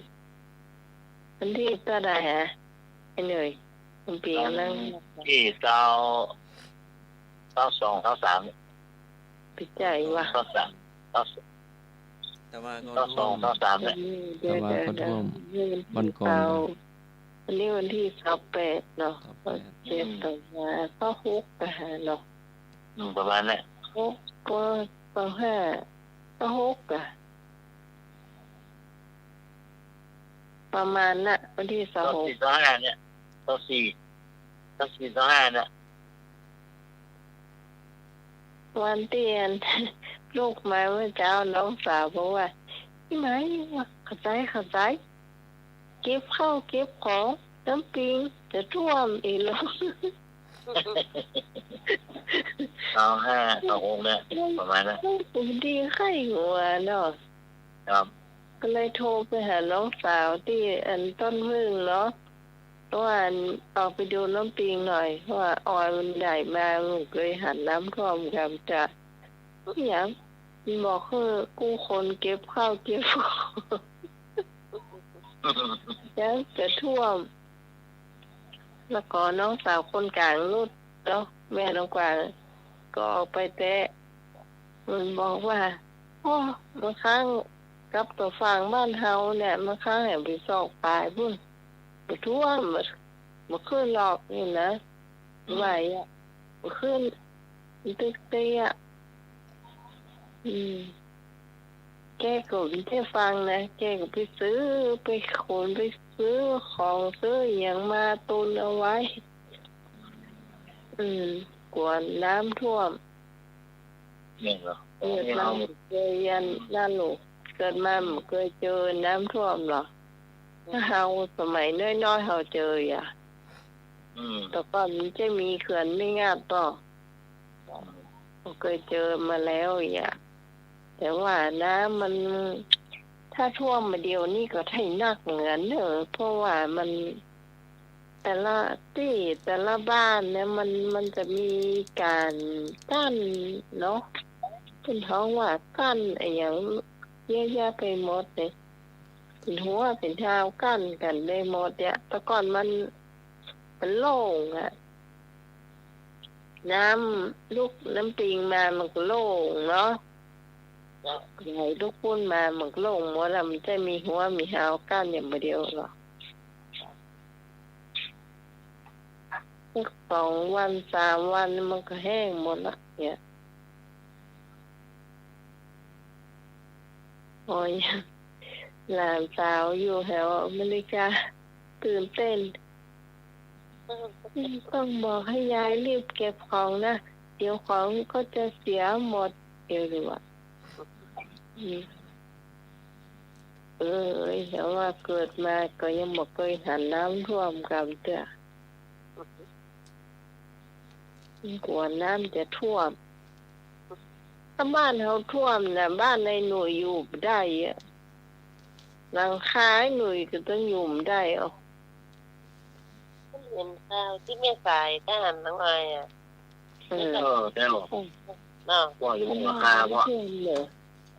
ไฟหินก็ท่วมที่บ้านศรัทธาอยู่ถ้าสมมติว่าบ้านน้องอันน้ำขึ้นฝั่งมาได้เนาะมันจะท่วมมันก็ต้องบอกกันท่องกลัวน้องอย่าท่วมนะจะถึงบ้านเนี่ยบนบ้านน่ะมาถึงแน่บ้านยกสูง180 เซนอ่ะมาถึงบนแน่แต่ว่าบ้านหลังเก่าเขาแต่ก่อนนะข้างในมี5 ที่เนาะมันกับเส้นยกสูงขนาดนี้มันแกยังมาท่วมถึงเลย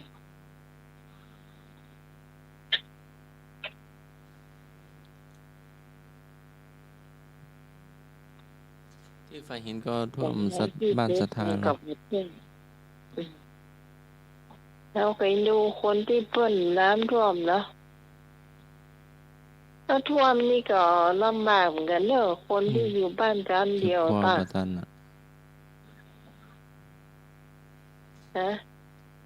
ไฟหินก็ท่วมเนอะท่วมบ้านศรัทธาเนาะตรงฝายไฟหินกับตรงกาแลครับในมอกันหนักเลยเนาะนั่นมันน้ำฝนต้องมาถึงน้ำฝนมาได้ก็ตกแล้วมันไหลเกิดปานละแม่นน้ำฝนนะบ้านกระลาไม่ร้อนน้ำฝนนะไหลออกมาเพราะ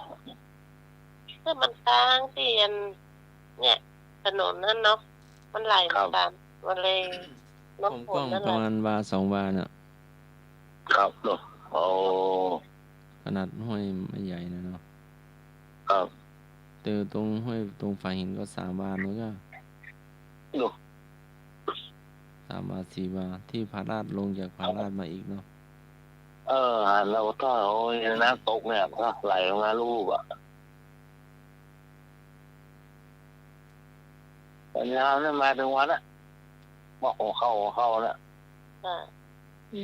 เยี่ยมมาดอกมาเยี่ยมมาจะได้มาบัดได้ที่เอาอย่างมาเปลือกมาปั่นพวกย่องโต๊ะในห้องอันนี้มาบัดได้มาเอาถุงยังชีพมากะว่าแม่ว่าออกว่าอย่างว่าโอ้เกียกว่าอ่อนนั้นมันนักเลยลอยนะมันมุกโกะ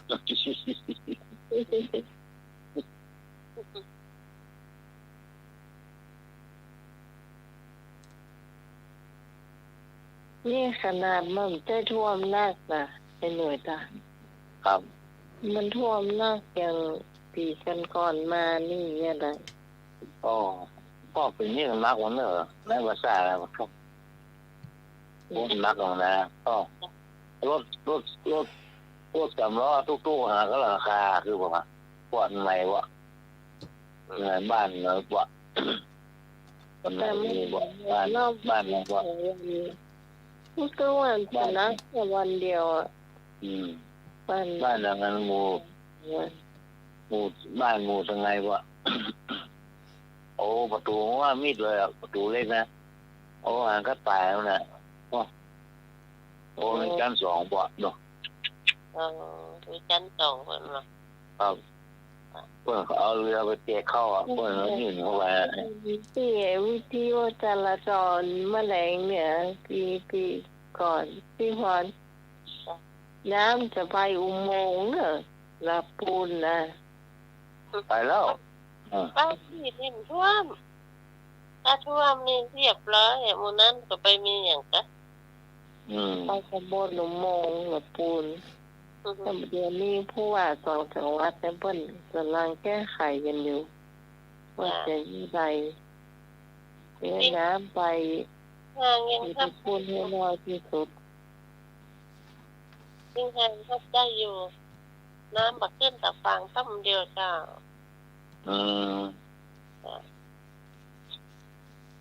เพราะว่ามันไปถึงก็หลบเยอะไปถึงสารปีอยู่ จ้า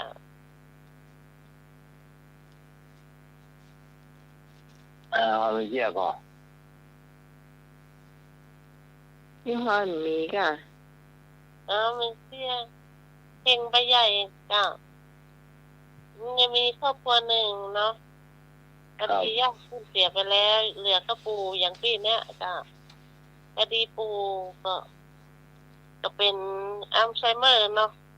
เวลาไปเอาอย่างให้กินก็กินไปกินอันน่ะกินไปแล้วก็คนอายุนักเนาะเวลากินข้าวก็ตกเลอะเทอะไปละเกะละกะอย่างก็มันเป็นระเบียบเรียบร้อยเนาะแล้วแม่บ้านเปิ้นเรียบร้อยเปิ้นบนว่าปูเนี่ยกินข้าวก็ตกเลอะเทอะไปหมดเหนื่อยที่จะมาเก็บกวาดเนี่ยไอ้บอกว่าท่านกับเอาห่อหมกกับเพื่อนบ้านเนี่ยจะคิดหาวิธีจะได้อันว่าที่ปู่ได้อยู่บ้านหลังนี้แล้วเนาะก็จะเอาไปเอามามีความคิดว่าเนี่ยเดี๋ยวเราต้องเอาปู่ไปปล่อยที่ในป่าดีกว่าแล้วก็ย่างเขาสารเก่งใบใหญ่พอที่จะเอาปู่ใส่ไปไหนให้ได้นอกจากกำลังเดียววันเนี่ยพอดีได้เข่งมาแล้วเจ้าตรูมาก็จะเอาวันปูใส่ไว้ในเข่งแล้วก็แบกกันไปเอาเข่งใส่ตั้งหลังพ่อบ้านก็จะเอาไปปล่อยป่านี่ล่ะเอาเข้าคือปูกินเรียบร้อยแล้วพ่อเดี๋ยวเราไปเที่ยวป่ากันนะหนูจะแบกพ่อไปนะพ่อมันก็ว่าได้นะเอาไปก็ไปกำลังจะออกบ้านไปลูกคนเนาะเข้ามาพ่อจะพาปูไปไหนพ่อจะปูไปปล่อยที่ป่าเดี๋ยวพ่อลูกมันก็ว่าพ่อปูไปปล่อยแล้วพ่อเอาเข่งกลับมาด้วยนะอ้าวทำไมอ่ะเดี๋ยวตอนพ่ออายุเท่าปูหนูก็จะเอาพ่อไปปล่อยที่ป่าอีกพ่อไม่ได้ฟังแล้วโอ้โหเข้าอ่อนลงฮะนะไม่เอาปู่ไปแล้วจะเลี้ยงดูปู่อยู่เข้าอ่อนมันหันแล้ว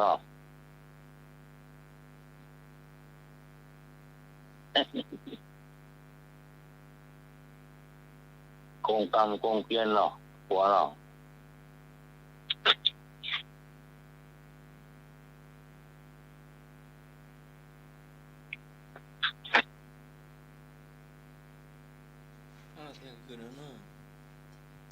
เจ้า ครับ เจ้า ครับพรรู้แล้วค่ะ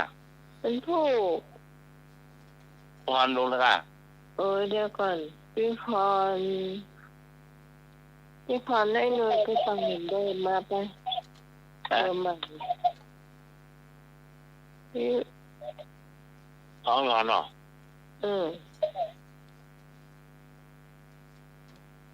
คุณหนึ่งไปต่อมาครับ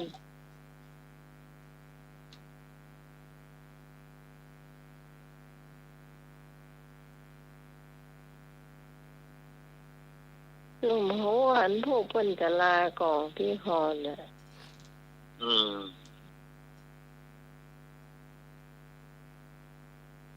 ฟนเบิ้ลจะเข้าโรงพยาบาลเขาก็ส่งโรงพยาบาลไง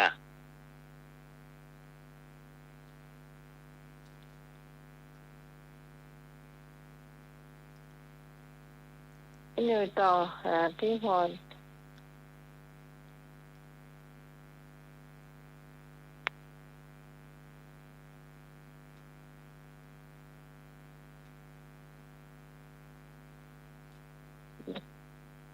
แบทถ้าจะหมดกัดตะกี้แต่เบอร์น้อย